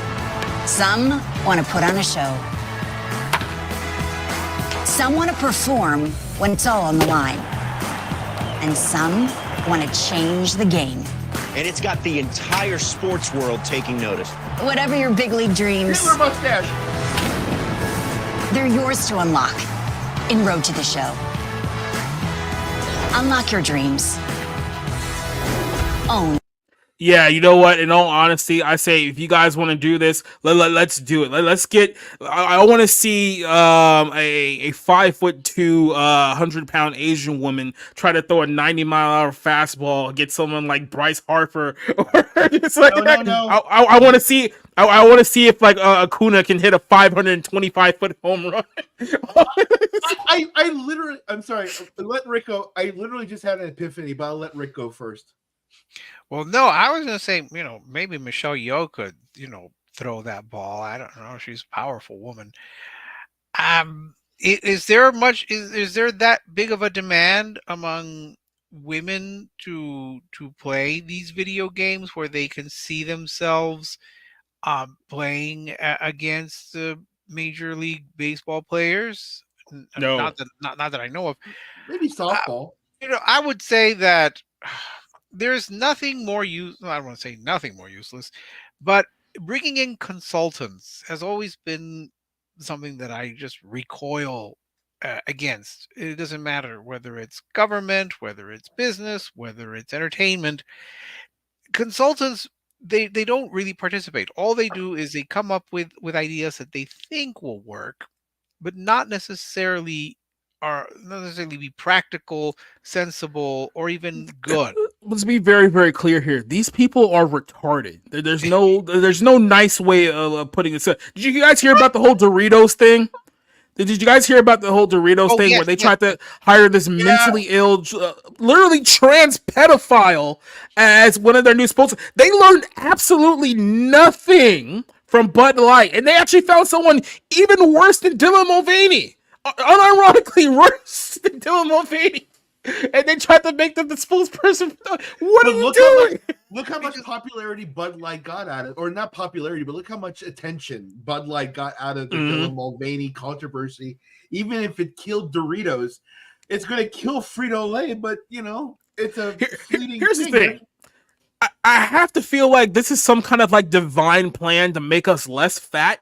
Because if every single like fast food and junk food corporation in the world just like starts going like full demonic woke, it's like, okay, so now I can't eat Oreos, I can't eat Doritos, I can't drink Bud Light. I mean, technically giving up these things aren't really bad for me. So it's like I said that BlackRock said, we're going to force you to change your behavior one way or another.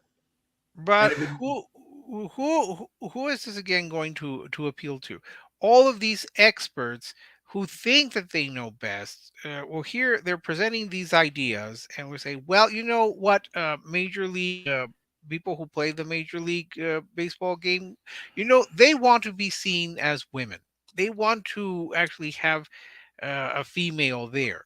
Now, there might be a woman who actually enjoys and plays video games and has no issue with being having a female character, but for the most part, I think even women are fine seeing themselves. If I play this game, I'm not going to look for just a purely Hispanic player. I'll pick a black player. I'll pick a white player. I might play. I would play Ichiro or Shohei if I could. I mean, there's nothing wrong. And no, I'm not Asian, just for the record.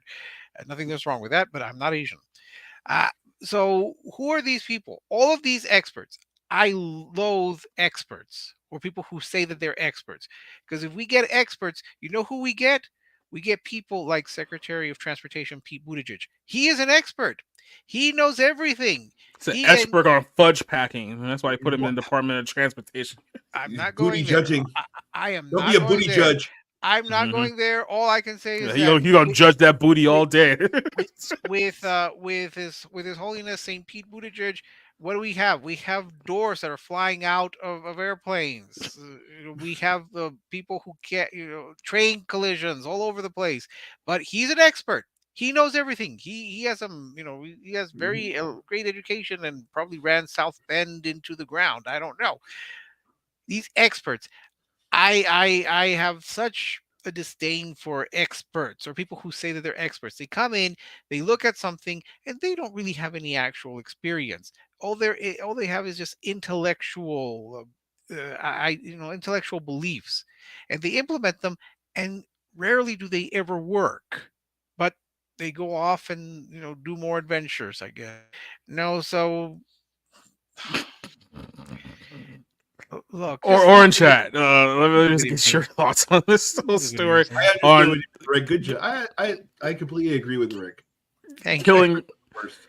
We're killing video games for diversity and inclusion purposes. How you feel about that? They need to die. Because honestly, these the reason is because they tried going into the capitalist society where you got to pay to play, pay to win, and all that shit, and it's killed the fun of the game. Now, yes, there are always going to be those people who are willing to pony up the dough, and this claim that girls and women do not play video games, bitch, if you watch any fucking CBS show from 2000 to 2010, there is always going to be a gamer episode in all of those shows that showed female fucking gamers. So do not ever give me that bullshit that, women are not playing video games. Bitch, please. You honestly think that? Then you are a fucking dumb retard. Because honestly, you don't know your own fucking history. Because, if you not talking about you, Rick. All right. Not yet. Or there's all of this shit that is clearly there that contradicts everything they claim, and they don't like it because, one, it defeats their claim, it defeats their complaint, and two, well, they need the outrage. They need that fucking high that allows them to have the endorphins in their twisted little fucking brains that allows them to say, we got outrage, power, yay, whatever. And honestly, this is why fucking gaming needs to die. I'm a retired gamer. I used to love playing video games. But when they started going to you're going to have to start paying to win and paying to play, I realized that it was no longer for me because honestly, I would save my money for more important things because that is basically what responsible humans do. Here's two things here. Here's a message for you gamers. One, go to a pawn shop and buy a Sega Genesis or a PS2 because that's as good as gaming is ever going to get. It peaked there. You got better graphics, but overall the quality of It's not going to recover. That just is what it is. And this whole idea of they're trying to normalize, well, yeah, why don't we have female pitchers and female shortstops and blah, blah. We need to have more women playing baseball with the men. I would love to get a woman in a position to go up and get somebody like Barry Bonds back in this day. This is what he used to do against, men. So, absolute piss missile. But is this when he's on the juice or not? No, Allegedly. This is right before the juice, or he might be at the beginning of the juice. Yes, allegedly. I mean, here's another thing. Allegedly. Who are out of us on the panel? Who remembers the game NFL Blitz? I Where you could literally do fucking WWF moves on these people after the fucking tackle has been made. Okay, put female characters in that game. Put females in that game. Please fucking put females in that game. I was redo it because I will literally end my retirement and I will play that game just to have a dude fucking drop kick a bitch on the fucking game, and I will stream that on my streams. And I was going to go that route. The whole fucking. I was thinking about that. I was thinking about that because if you remember, there was like this controversy with Red Dead Redemption 2. Where this kid would rattle up all the feminists in the town, right? and then take her down to the swamp and just feed her to alligators, right? Oh yeah. Right? So there's going to be people that are going to want to pitch against this. They're going to want to make this girl avatar the batter and just pitch the waffless throws at her just to see if they can. It's just going to be take her up, Mike Piazza style, just clinking. You want equal representation? You know what's gonna happen? We'll give you the equal representation. We will fucking mistreat you to show you that it can be done to anybody. Well, you know what's gonna happen? Hold on. You know what's gonna happen? Some YouTuber is gonna do a video compilation of like a female pitcher just giving up 700-foot home runs. Literally everyone she faces, everyone's gonna laugh, and all of a sudden, like the Mary Sue and all these like Kotaku journalists are gonna start writing think pieces about how we shouldn't be allowed to do this anymore because this is not what it was. The toxic baseball culture, exactly. Baseball gaming culture. If you think about it, we've had quite a few films where the female action lead is able to tackle men who are much bigger than they are. What was that one? Not my least favorites, but the rhythm section. I don't know if any of you remember that. Oh, that was awful. That was really awful. Blake Lively. Yeah, that woman was able to apparently tackle down assassins who were much larger and No, she actually couldn't. Remember in that film, that was the movie with Blake Lively where she almost lost a fight to a man in a wheelchair. Yeah. He almost got killed by a guy who couldn't move his legs. But these are the type of and she got to jump on him. Like he didn't sneak up on her. And the only reason he lost is because he couldn't get to the oxygen tank in time. He was still crawling. Point being, we've had a lot of these action films where we're supposed to believe that women who are much smaller are able to take down all of these men, and not like a Wonder Woman or a Black Widow who have had years of training and already are there's a cannon powerful. Yes, it's just like we've tried to launch them. I think was it Atomic Blonde was one of them. It doesn't quite work. Not because women ballerina. Well, that remains to be seen because they're adding more. They're adding more action sequences, sir. That's true. Adding more action sequences. It's not that a woman cannot. It's that it's that they should not. No, it may be that. It's hard to believe. I mean, sure, if I'm sure Ballerina or Ana de Armas could probably take me down and just all she has to do is just even use like a feather and she could knock me down. I'm not like a strong man, but can Ballerina take down someone like The Rock or someone of that size and just flip him over? I mean, that would be pretty difficult. So you could almost say that would be preposterous. Right. Well, anything. But it is a movie, so anything is possible. I mean, look, unless these women are out there like fighting like Rey Mysterio, I can at least kind of bite in that aspect. Right. Like, they just start doing like hurricanranas and like maybe like something like that. Like maybe I can bite. if she's taking out a kindergarten class, she might be able to pull it off. Point being, I don't know who is going to really go and buy this game because now they don't care about who's going to buy this game. They're trying to subvert the culture. They're not trying to be like, oh, we want to enrich this to make it a better gaming experience. Like, no, we just want to insert our agenda onto already existing franchises that are already popular. They don't care about sales. These people are commies. They don't care about sales. They're really going into the things that already have built-in fan bases also, because this 2K, the show is actually much better than anything that EA was coming out for baseball, that the MLB had to give it to 2K in order for them to be coming out with good games for it. So it's not like the show doesn't have its own fans. It's just, like I said, we have a fan base. We're now going to consult our way into it, and we're going to tell you how you have to think and see and feel and everything else.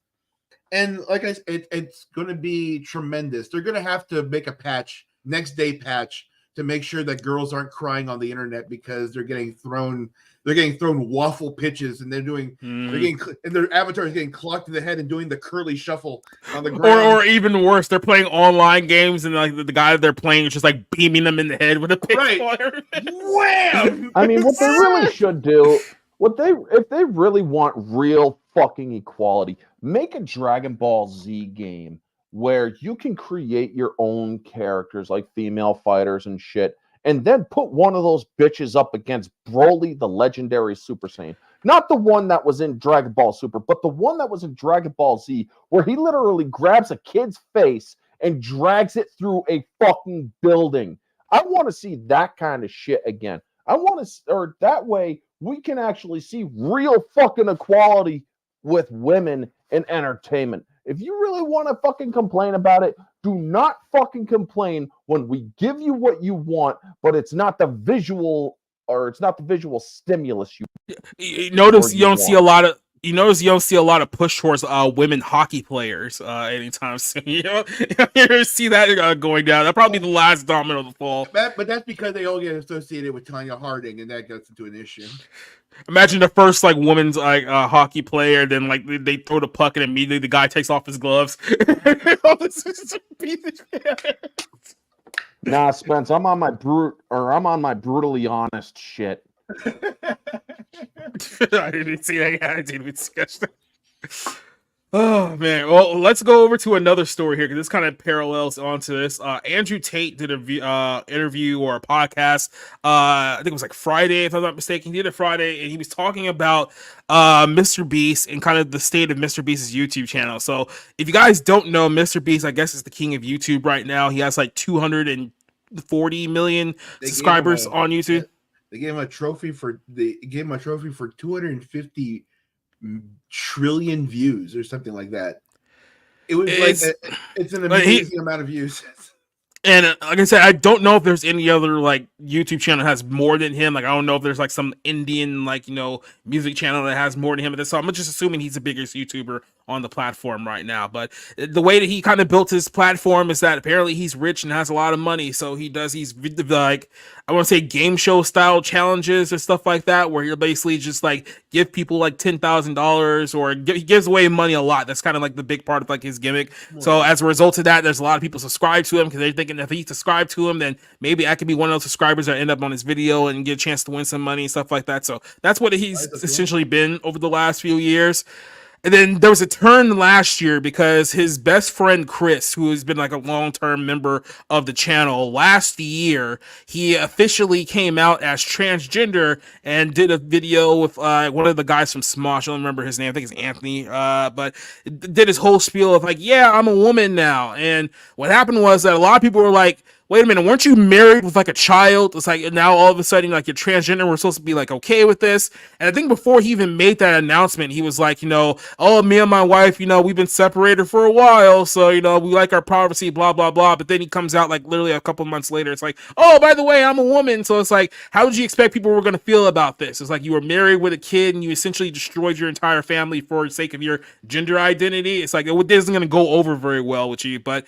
MrBeast decided to stick with him, so he's still appearing in MrBeast's current YouTube videos, you know, being transgender now. So it's like they're kind of being like, oh, he's here. He's kind of downplayed a little bit now. He's not like as big of a presence as he was beforehand, but he's still heavily featured into the videos. So Andrew Tate did a podcast with a guy called Matt Kim, I believe is his name. Yeah. If I'm not mistaken, correct me here, but he was talking about, you know, the state of MrBeast's YouTube. That looks like a Matt Kim. Yeah, exactly. It makes like a very obvious Matt Kim or like a Matt Lee at most, but definitely one of those two. But so he was talking about that MrBeast is essentially being used as a psyop to pervert people, especially children, because MrBeast does have a lot of young followers, but pervert them into accepting a transgender ideology. Here's the argument that they made here. We'll play a little bit of this. This is the snippet when they were talking about MrBeast. Can we talk about the biggest YouTuber in the world and his normalization of a thing, or is that something that you're not even allowed to talk about? Like, how off limits is that topic? Yeah. Because you know what I'm saying, and it's one of those things where if you put it out there, and if we were to say his name and associate it, it's like insta hate. Yeah. And I enjoy his content. I think he makes fun videos. However, what he's doing is normalizing transgenderism amongst children. Yes. It's not amongst adults. The target audience is children. Yes. And it's normalization. But if you talk about it, well, see, here's the thing that's interesting. Like, we haven't even said his name. Everyone knows who we're talking about. We can't. Yeah, and I don't know the guy. And I'll also be honest. Yeah, I know the kind of videos he makes. I know he makes like these prank or like these game show videos. I've never watched them, but I do know this. I know enough about the world and how it works to understand. And you have to base your worldview on probabilities. Yeah, right. Like we said earlier, if I go stroke the lion, I'm probably going to get eaten. There may be examples where the lion doesn't eat me, but I think it's a good worldview for me to hold for the preservation of my bloodline that I avoid the lions. So when you look at scenarios where you don't have all the information, you have to come up with the probability. So what is the probability that of the 4 or 5 or 6 people who ever make this show, which is the largest and most famous show amongst children in the world, which has a whole bunch of corporate sponsorships, a whole bunch of money behind it, taking into consideration the things I've said about how they try to get me to sell my soul, that one of them decides to very publicly do something which adheres with an agenda they are trying very hard to psyop the youth with. And then the leader of this channel, Mr. Whatever, he very calmly and very cucked says, yeah, it's good, I support them, and because he knows he's going to get in a lot of trouble if he doesn't. And you're going to sit here and say that that's all a coincidence and there was no corporate powers involved and no money involved and no one said to him, listen, you better support this transition because if you don't, you're going to lose your channel. Oh, okay. And you're telling me. And I will say this, so there's this one point that I do agree with, is that, as you know, MrBeast, due to the content of his YouTube channel, he's not a guy who needs money. This isn't something that he does because he needs to have the money. The whole concept is that he has a lot of money. He gives it away willingly. So it's not like he has to go along with this agenda to essentially please, you know, certain people. He has quite literally fuck you money if he wasn't comfortable with this. And this is kind of the point that I'm always going back to too. It's like, there's a lot of people who are probably in positions where they can't say no. You're in a position where you can say no and you're still going along with it. So what's really going on here at the end of the day? It's like, that's the big question I have here, but I'll let him make his point. That this all just happened organically and there was no plan at all. If you believe that, then you're an idiot. Then you're an idiot. And it's a psyop. And psyops are slow and incremental. And that's why a 5-year-old who's watching it now, who doesn't even truly understand what's going on, by the time he's 15, 16, 17, when he's arguing, saying, well, no, because, you know, I know people who changed gender and they were happier than ever before. And I saw them before and then I saw them after and they were so happy and all their friends supported them. And that the psyop, they are after your kids. They are coming for your children, everybody at home, because it is your children that are the future, which they want to control. When you have kids and you love them and you love your wife and you look into your beautiful smiling daughter or son's face, please understand they are nothing but a tool for the Matrix and they are coming for them. They are coming for them. And if that doesn't panic you and you don't worry about that and you sit and say, oh, well, we'll just let them watch YouTube. Ah, it's just one of them became transgender. Oops. Shit just happens. Oops. Oops. Well, then you're a dummy waiting to die. We're not allowed to say MrBeast's name, so I won't say it. But yeah, you can't say MrBeast's name. You can't say MrBeast. No, but here's the thing that's interesting. If there was any honor amongst that group, and I don't have a problem with this guy. I don't know this guy. Yeah. I'm more famous than him anyway, so we're gonna end probably meeting someday. I don't have a problem with him, but here's the thing that I find interesting. Let's remove the argument about transgenderism because they're going to sit and say that it's not his fault, he's born the wrong body, blah blah. And that's a dumb shithole. I don't even want to go down. But let's remove it. Me as a man of honor, I believe that now, because of my massive influence, I have a responsibility. And I'll admit this now. There are clips of me that I made 10 years ago, which I don't think would be appropriate for 14 and 15-year-olds to see because I made them when I had no followers and no subscribers and I was joking with my friends and we were filming everything and it didn't matter. And now I understand with massive power comes massive responsibility. And I've had to correct my message. Spider-Man figured it out. Careful, knowing that every single word I say is watched. Peter Parker. That's sensible. For you to become more famous and then be more careful about certain things you say or how you say them is the sensible thing to do. So if I was a member of this group of people and I decided to do something which was obviously sexually related, it was regarding sex in general, and it was obvious for everyone to see, and it was something that was going to raise a lot of questions, and it was going to involve sexuality amongst the lives of a bunch of people who shouldn't be thinking about sex yet, I would have enough honor to say, you know what, I've made enough money and I really need to do this. I resign. And I do it in private. Why would I do that publicly? Irregardless, please understand, because they're going to argue this, not understanding I'm smarter than all of them. Irregardless of how important it is to do, irregardless of the fact that you believe it's essential, even if I agree with you that it's essential, even if I agree with you that you need to do this because you were born in the wrong body, even if I agree with all that, don't we all agree that doing something so obviously sexual for children to observe and question is something that shouldn't be happening? Yeah. So even if you do want to do that, and even if I agree you should do that, you should still resign unless it's a psyop. Unless you're going to sit here and argue the fact that you're trying to psyop the kids, which is what they'll do. Oh, but kids need to get used to the idea, psyop. So you are psyoping. Oh, but kids need to get used to the idea and they don't need to be threatened by psyop. So you're admitting it's a psyop. Because if it wasn't a psyop, you would have resigned and done it privately. Why didn't you want to do it privately? You have enough money. You've been making these stupid videos for long enough. You can pay your rent, sir. Or sorry, not sir, ma'am. But no, you want to psyop the kids. If you actually discuss this whole topic, you'll see it's very obvious that they want to psyop the kids, and that's the end goal of it. And they'll sit there and then they'll try and do, because I'm a professional and I know exactly how these people think, they'll argue the psyop is okay. Like, why should I hide? I'm proud. I'm proud to wear the then dress. They'll start arguing for their psyop, not understanding that they're just admitting I'm right. I'm right. You did You're do it. psyoping kids. I don't want any child under the age of 10 thinking about sex in any way. Changing sex.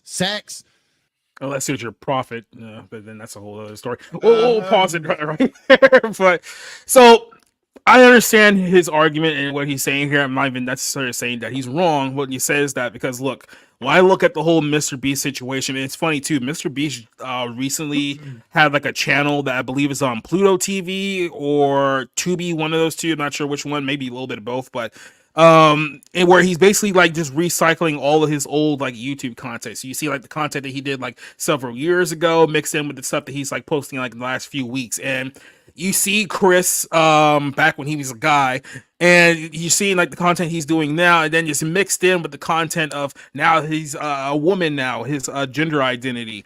And like I said, it's very jarring because then you see him in his old content with his wife and kids, and then you see him now in his current state now. And I don't know, maybe this is just me thinking like as a man, you're trying to convince me that I should continue to have respect for you as a man when you're at the end of the day, no matter how you feel your idea, your identity, whatever the case is, it's like you essentially abandoned your family. That's really what it comes down to. And we would, as a man, you would look down on any person who purposely abandoned his wife, purposely abandoned his kids. You look down at that person with shame, but you're telling me not to look down on this particular person with shame because, well, that's their gender identity now. We have to accept it and we have to be okay with it. That's kind of part of the psyop part he's talking about here too. Now, on another flip side of things, you're talking about a guy, Andrew Tate, who said a lot of also very, very dumb things over the course of the last several years too. He's not for a guy who's always talking about psyops, he's part of a completely different psyop, maybe not the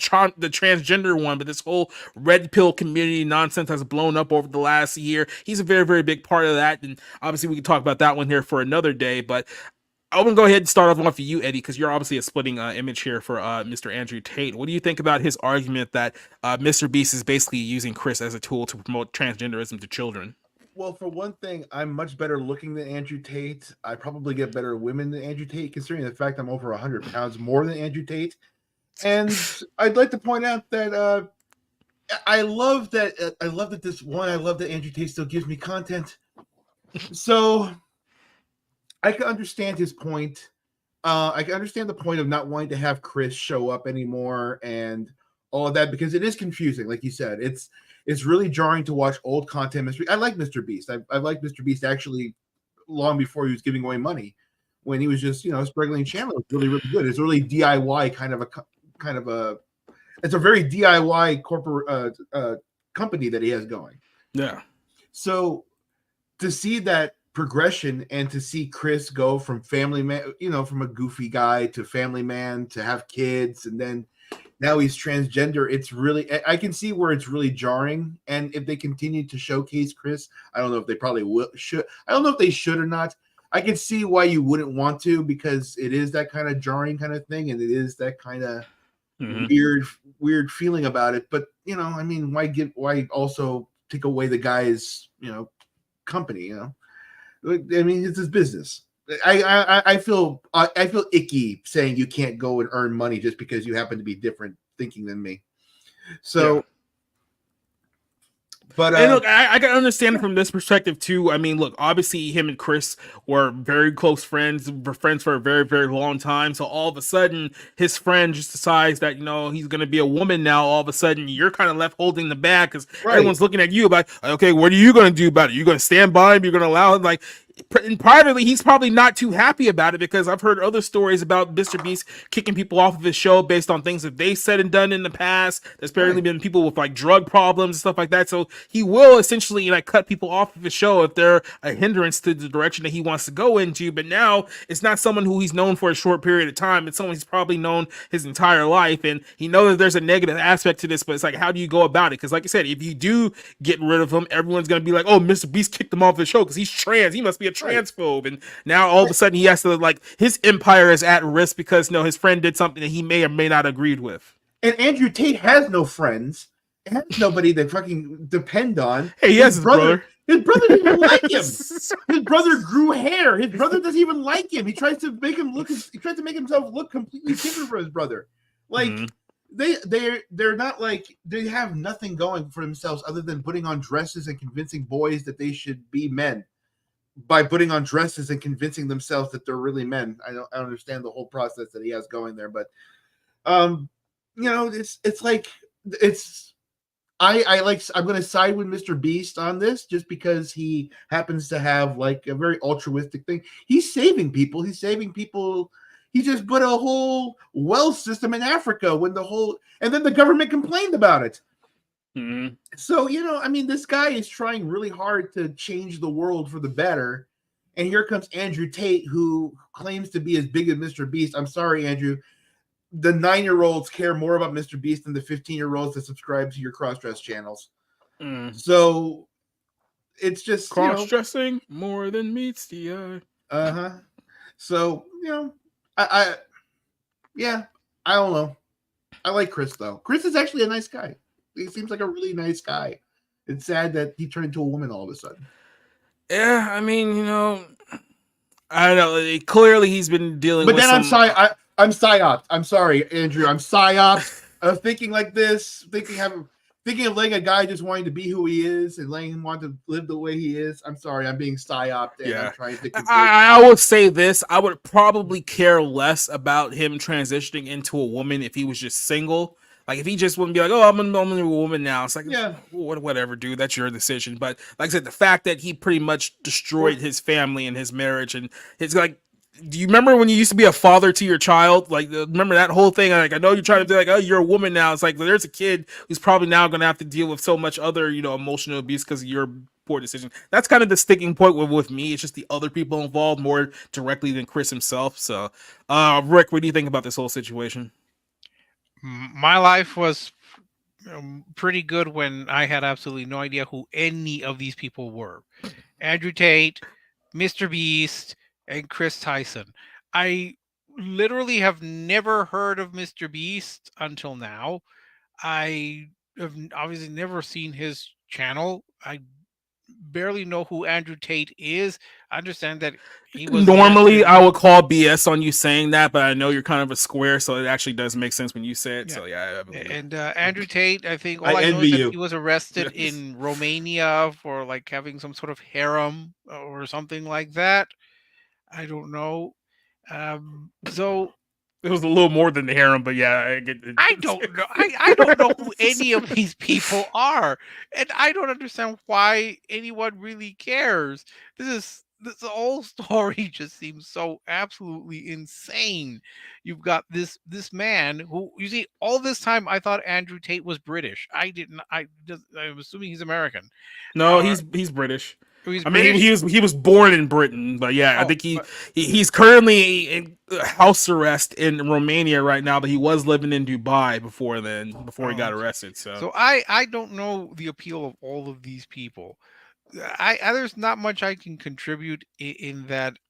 I'm just, I don't know who these people are. I don't care who these people are. I don't understand why anyone genuinely cares who any of these people are. Because he has 242 million subscribers on YouTube. I mean, maybe after this show, I'll go ahead and take a peek at MrBeast and his content. Though from the little bits that I'm gathering from here, I don't think I'm the target audience. So you're certainly not. You're like at least 30 years past the target audience of this channel. But if you like feel good, if you like just like have a feel good, if you like to have a feel good 15-minute YouTube video, MrBeast video is a pretty good way. I mean, look, some of his content I think is actually pretty good. Like I said, when he's going, buying people's cars for people, and he's going like, getting them eye surgery and stuff like that. Like that stuff is heartwarming and good. I have no problem with that. Even when he's doing like the quote unquote extreme hide and go seek, where he's like trying to like find people like at a mall or whatnot. It's like that stuff is like fine. Wait a minute. I think you had mentioned something like a Tubi or a Pluto. Is this someone who like? I think I might have actually seen commercials for this person. Like you might have. There's one where they're doing some sort of archery thing, and the person doesn't know how to. Yeah. And they crash. Okay, so that's that person. That person, and he has famous people on this show as well from time to time. Yeah, that's him. I saw the commercials and I still had no idea who this person was. I thought he was like some sort of version of Jackass, to be perfectly honest. He has like he came up. I don't know really how it went, but he like came up. It's like an amalgamation of things, but he came up with the idea of Squid Game just by building these blocks up, by building his show up and doing all of these crazy stunts and all of these crazy puzzles of people and everything, right? It just turned like the Korean writer like said like, well, we actually were watching a lot of MrBeast in order to come up with a lot of this stuff.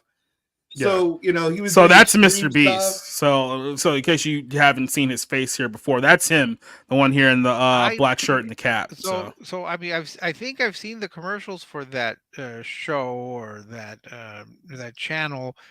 And I really didn't. I had very little interest. Wait a minute, he does something where Tom Brady throws a football at him on a yacht. Yeah, that's him. Yeah, that guy. If people still are interested in watching this, he has 242 million subscribers on YouTube. Yeah, if you're read a book for heaven's sake, people. This is not interesting. This is really cool. This is not interesting. Seeing all of this, there's no. I'm one of those people that is just genuinely perplexed as to why anyone genuinely cares, or all of these, or things that they're worth taking up the time. To me, this is such a bizarre thing. I mean, separate from the transgender issue, just the idea that anyone cares who this person is. I thought he was, like I said, some sort of Jackass type individual who did this. Nope, he's the biggest YouTuber on the entire platform. In the entire platform, yeah. That does explain so much about the current state of the United States right now, culturally, politically, maybe economically. I'm just thoroughly perplexed. We broke Rick's worldview. No, I'm just perplexed as to why anyone cares. Maybe I'll watch. This is Rick right now. I want you to do me a favor. remove this cracker from my show.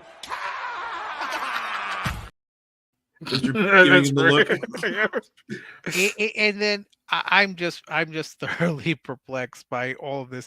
I'm one of those people that just never really had any interest in following any of these things on YouTube or Andrew Tate or Alex Jones or any of these people. I generally do not understand why they gather fans or followers, because they're not singing in the rain and stuff like that. They're not doing like 40 style show tunes. Well, or Orange, do you have get TCM? All right. Do you have any Orange, do you have any thoughts on this one? You want to keep arguing with Spencer as we move on to our closer? Honestly, this whole Andrew Tate thing, I've heard of both of these people, but this is shit that honestly, I'm sorry, I have no opinion on this one. All right, then. I mean, that's our cue to go ahead and move on to the closer of this show, and it's our good buddy Chris Hemsworth, who. So this is kind of an old interview that went viral, but I think it gives a great insight to why Chris Hemsworth has been in so many garbage movies over the course of his entire career. Now, this guy can't act. Yeah, I mean, part of that too, but we'll get to that here in a second. So Chris Hemsworth, as you guys know, is the MCU's Thor. He's had 4 Thor solo movies up to this point. I think only one of them has been qualified as a good movie, and that was like the 3rd one, and that's pretty much it. He's been in a whole bunch of like Avengers movies and stuff like that, but outside of the MCU, his career has been pretty ass. Let's just call it that way. It's been very, very bad.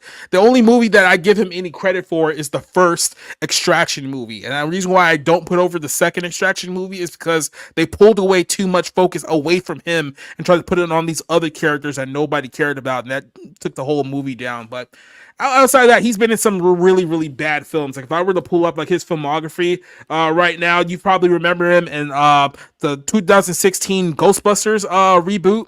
That was so bad that it's no longer canon anymore. Yeah, awful movie.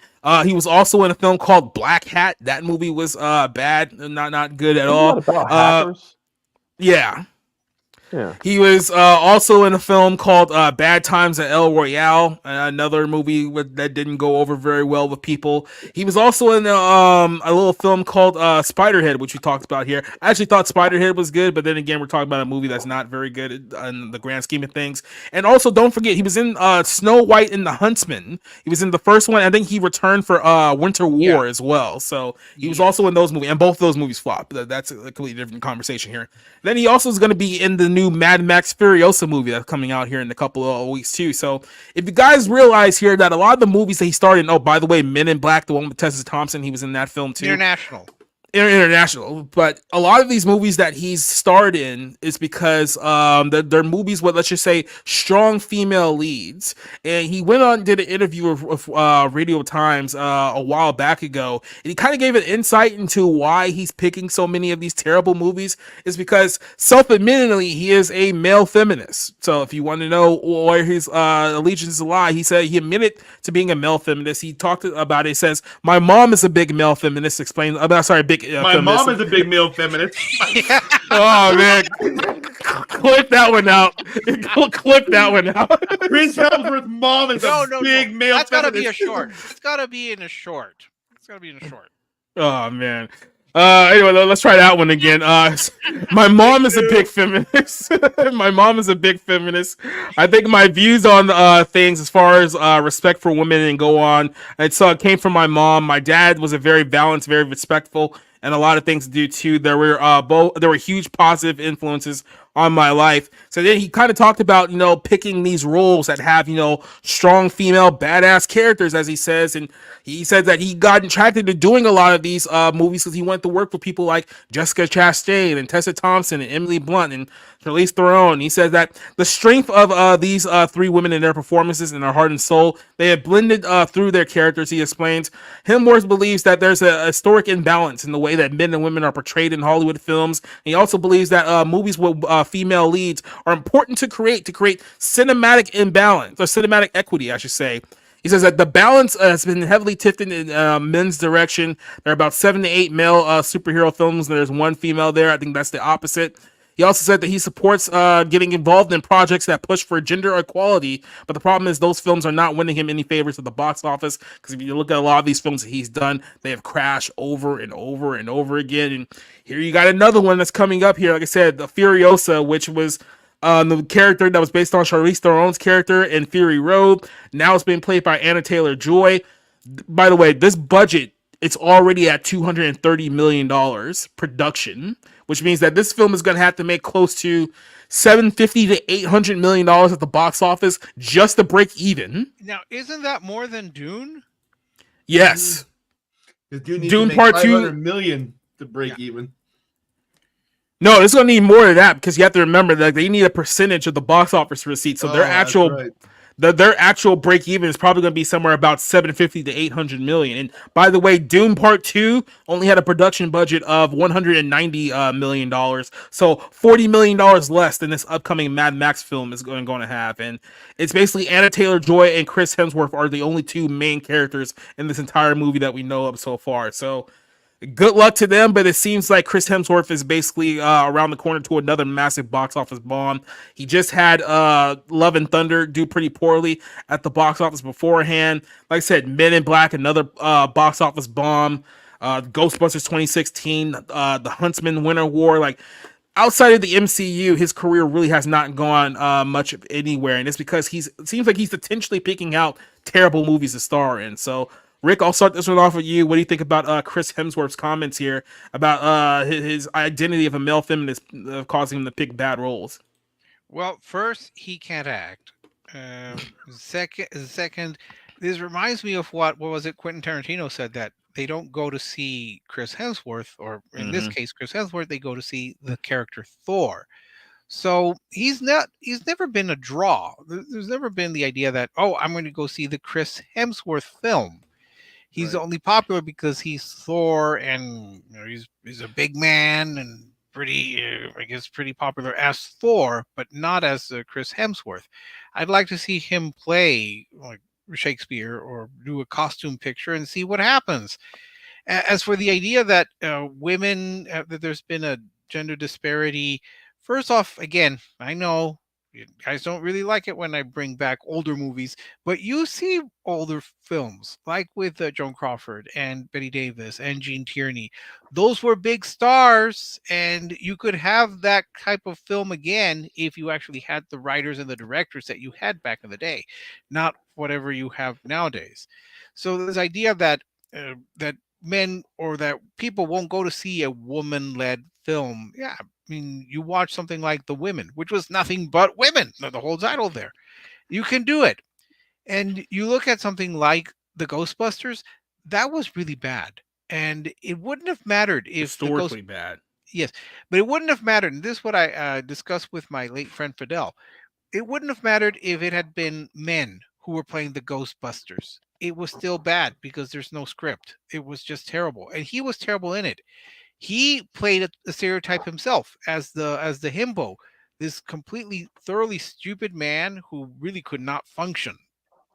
And then he did the dance. He did this really weird dance at the end.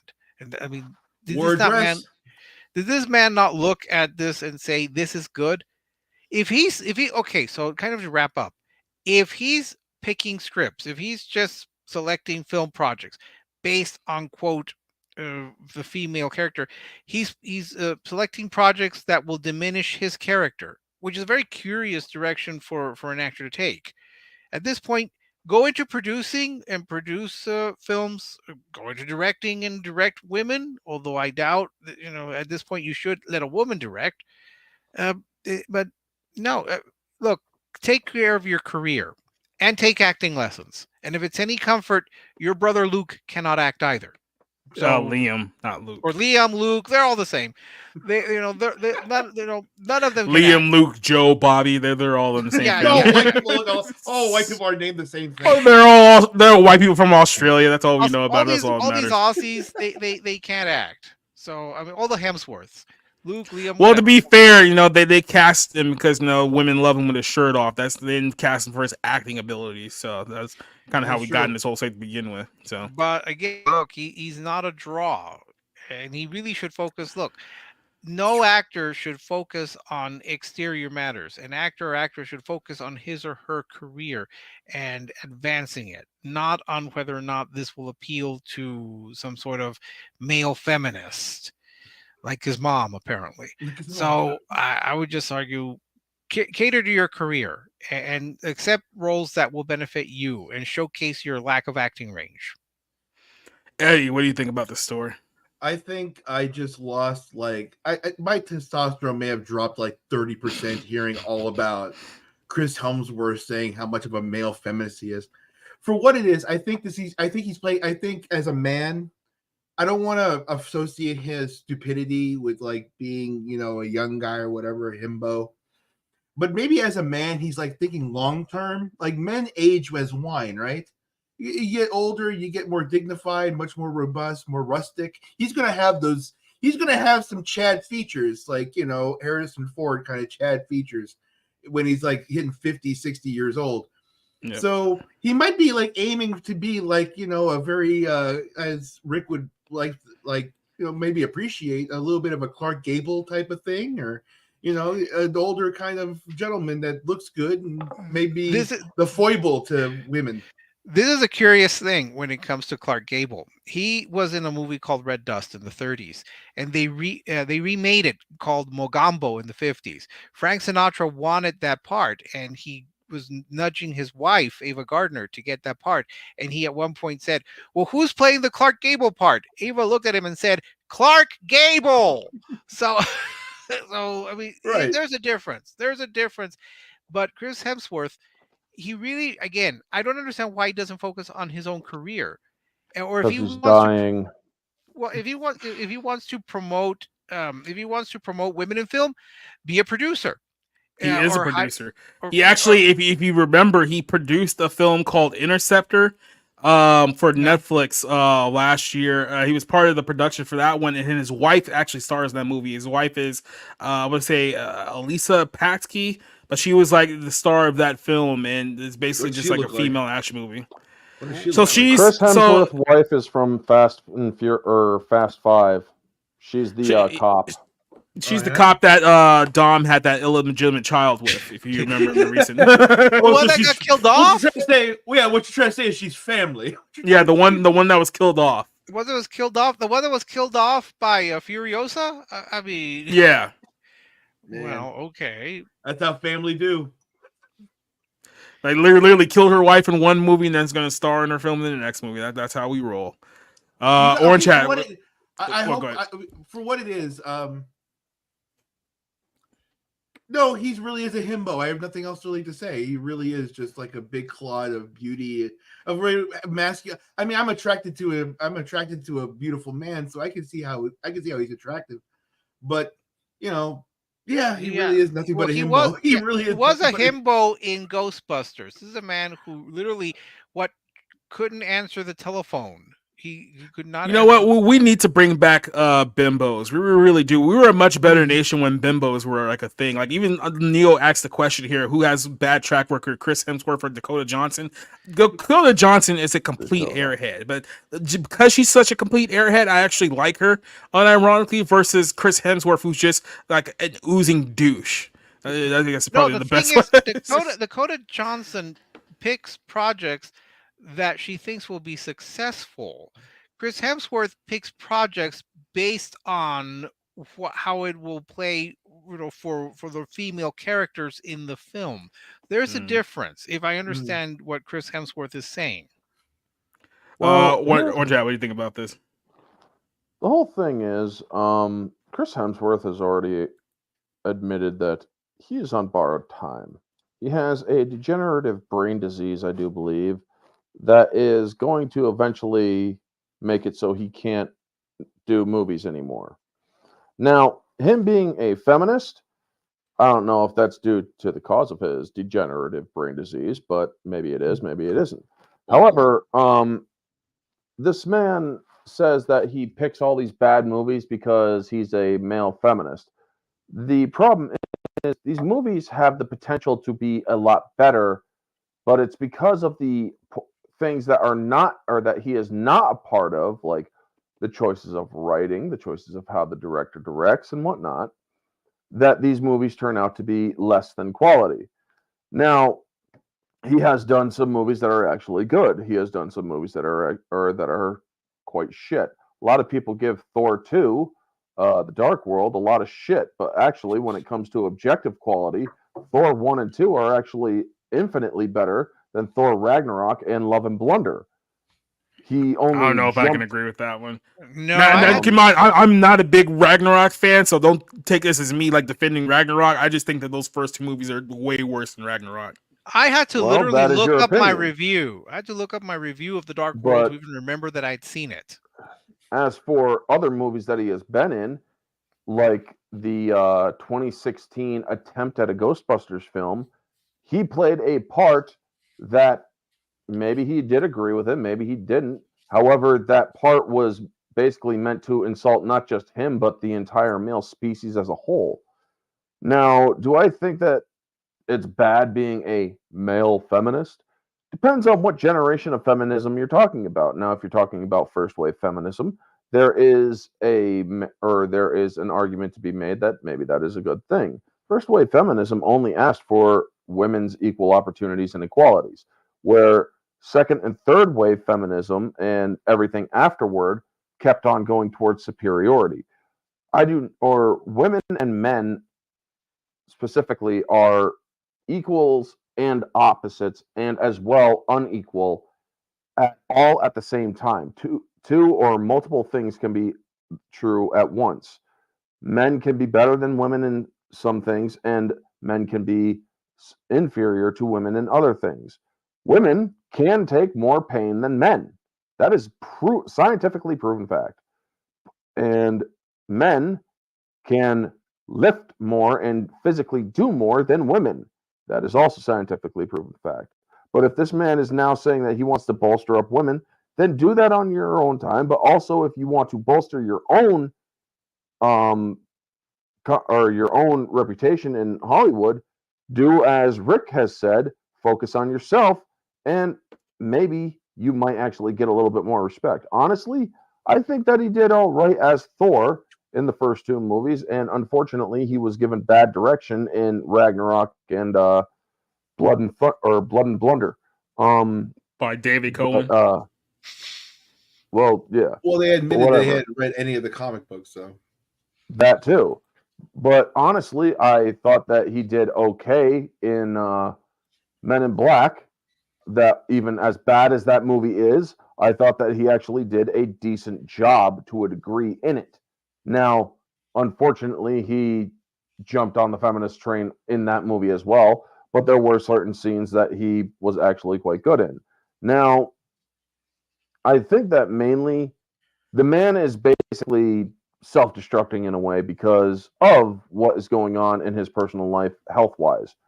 And a lot of us have seen that, where they basically are going to take the shittier roles, they're going to take the shittier movies simply because they no longer feel that they are up to the potential of a great movie. And if that is the case, then I do feel bad for Chris Hemsworth, because honestly, I thought that he was a pretty good actor. I just feel that he has not been given the opportunity to fully see his potential.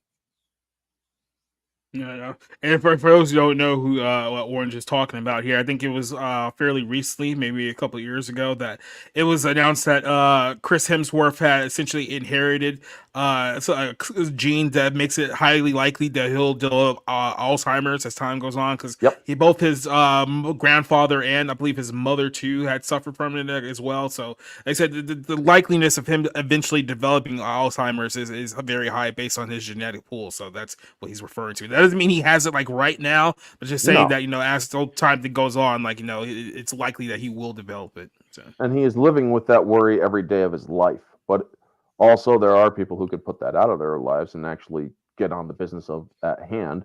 But it's like, dude, you may not, or there may be a chance that you won't get it. But there's also just because there's a high likelihood doesn't mean that it's guaranteed. But yes, I do believe that actually both of his parents have the genetic markers for it, as well as a grandparent. So there's that. Yep. But honestly, I do I just am sick and tired of the identity politics that actors and actresses keep on pushing, because it has absolutely nothing to do with the quality of a film. If you want to push real quality, you have to focus on things that are strictly for entertainment, and remember that these movies are fictional. You don't want to inject real life propaganda in these films, because it takes away from the escapism that we are all trying to find and all trying to have, so that we can escape the rigors and insane realities that we have to deal with in the real world. Well, I would ask Chris Hemsworth, of all the projects that you've been involved, primarily to promote feminism or to give greater roles to females, which ones have actually been both financially successful and have achieved that goal to promote a greater role for women? That is actually a good question. Not Ghostbusters, not Men in Black International. Although at the end of Men in Black International, you had a woman become also an agent, and there wasn't an issue. Nobody thought, oh, well, it's terrible.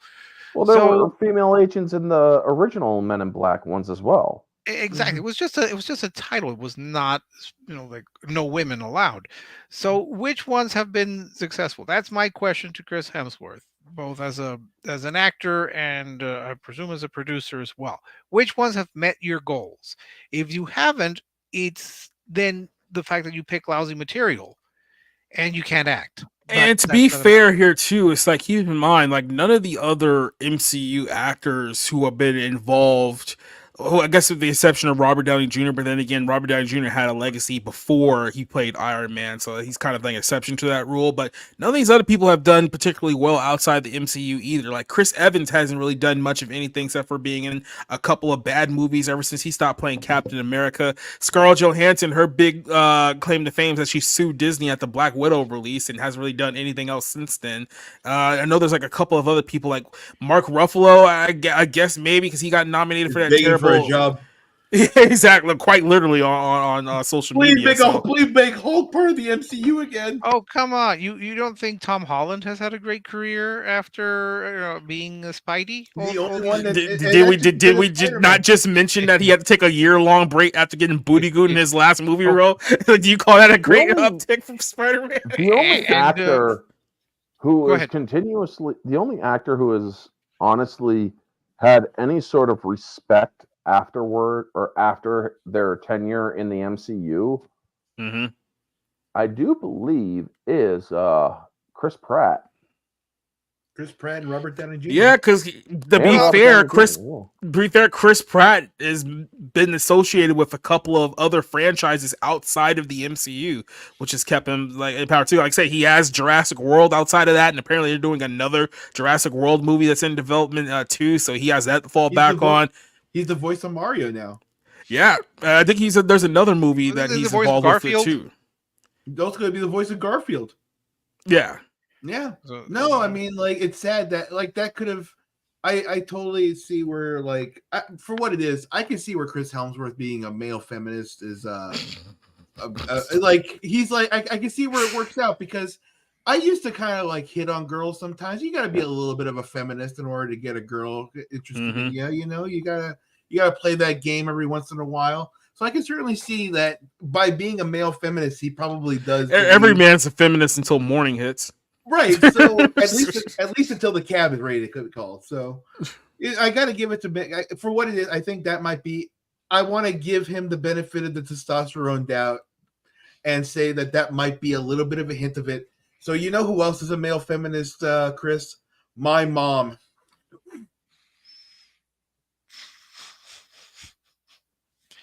All right. Well, I don't know. I mean, we'd have to go through all of the MCU performers there. I mean, look what it's done to Brie Larson. I mean, she must be thrilled to be part of this. And I'm someone who's not big into a Chris Pratt. I think he just, he's an action star, but I wouldn't qualify him as an actor. Is there any male actor involved with the MCU that you think can actually act? It feels like whenever a male actor does like a superhero movie, it's like you think you can't. I I think Jeremy Renner, as you know, I think he is capable. He's coming. He's going to be coming back pretty soon. Hopefully, he's going to. Yeah, he is coming back for Mayor of Kingstown or whatever it's called. Samuel L. Jackson is a good actor.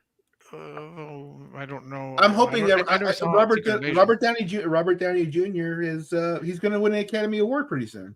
Not unless Ryan Gosling can pull it off and true.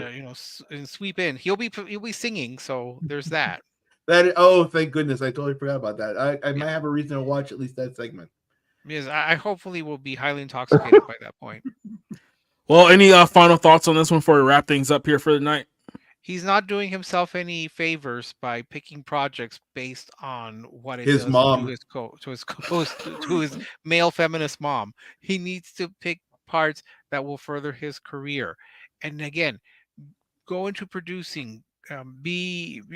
Hire women directors, hire women writers. If that's what you want to do, fine. I support that, but focus on your career, because ultimately it's people are not going to remember your good intentions when it comes to Ghostbusters. They're going to remember that idiotic dance and how ridiculous you looked. Oh, there we go. And I guess we'll go ahead and wrap things up. I can always hear somebody go coughing in the background. We're just gonna let that one go. But yeah, so that we're gonna wrap things up here. That was the show. So I got a couple things to promote and let you guys know about, but I'm gonna go ahead and let these individuals go first. Rick, you don't have anything to promote, so I'll let you go first. What do you got coming up?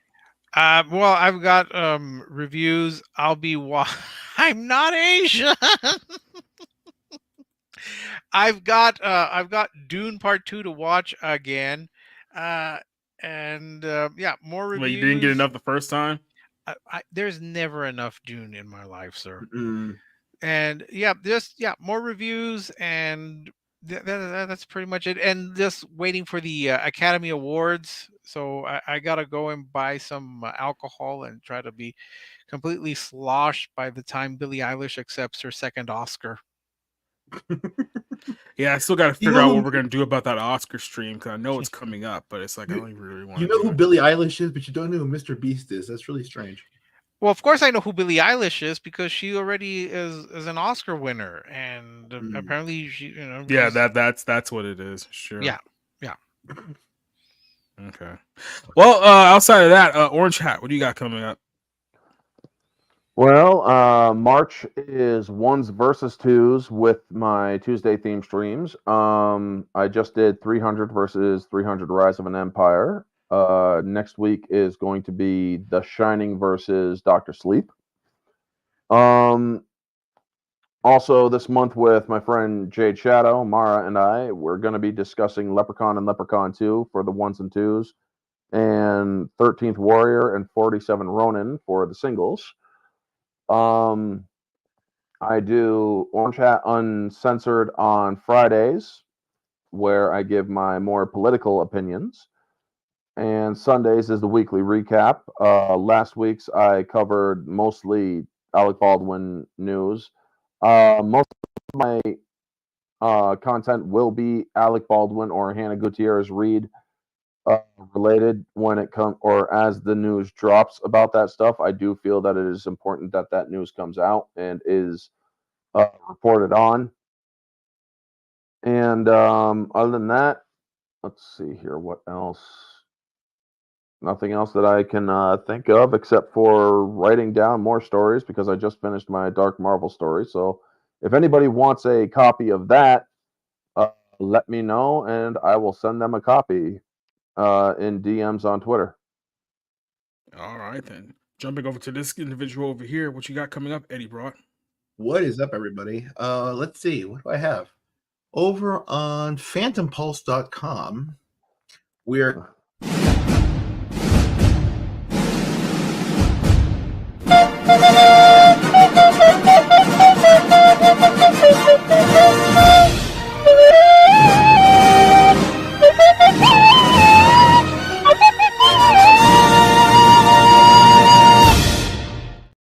Sweeney's Melons.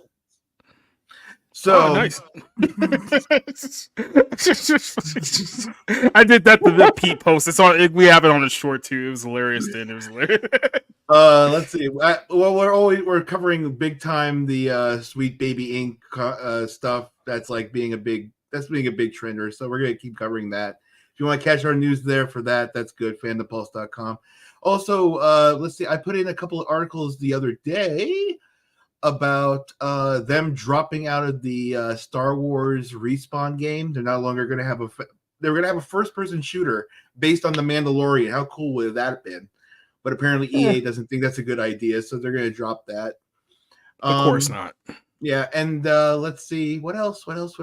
I have a big story coming out tomorrow, but it's going to be a little shush about it. I'm not going to say anything about it. So make sure you check out fanthepulse.com because that's where the big stories come from. Mm-hmm.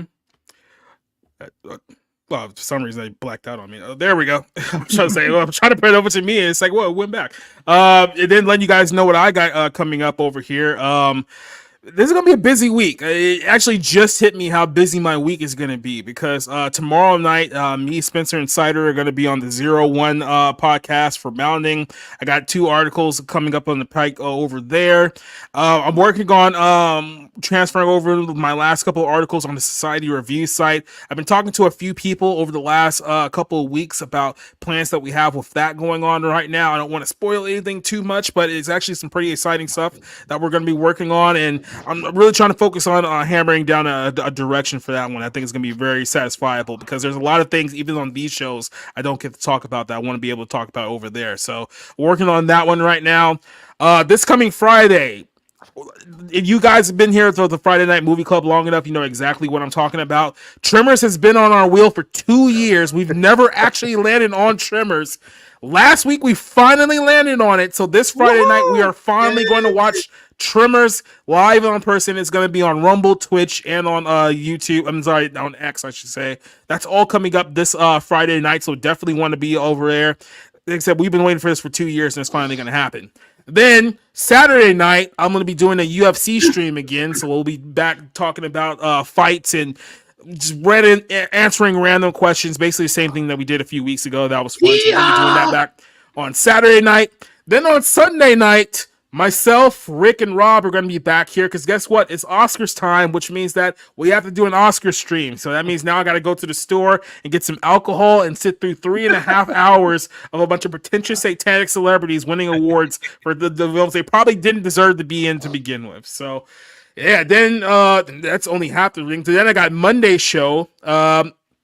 By the way, if you guys did not check out last night's show with myself and Shagsworth, go back and check that out. Cool. We had probably the best conversation that I've had so far on our Bible Lens podcast.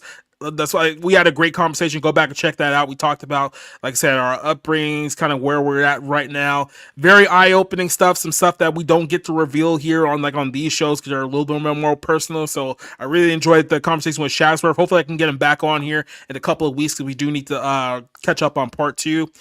So go do that. This Monday I'm going to be talking about Fallen Angels on the show as well. So that's going to be like a new series that I'm working on. And then Tuesday, we'll be back here doing the same thing. So, yeah, I got a lot to work on. There's going to be a lot of content coming up. So, for everyone who joined us here on our show, Eddie, Orange, Rick, thank you guys for joining me here for another episode.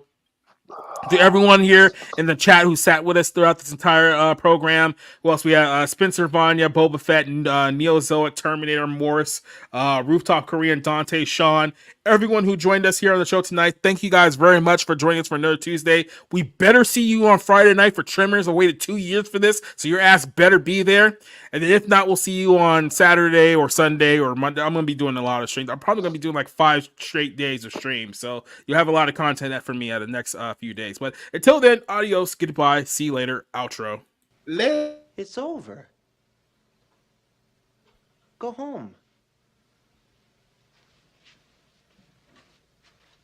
Get the hell out! Get out! Get out! Get out! Okay. Get out! Get out! You get the hell out!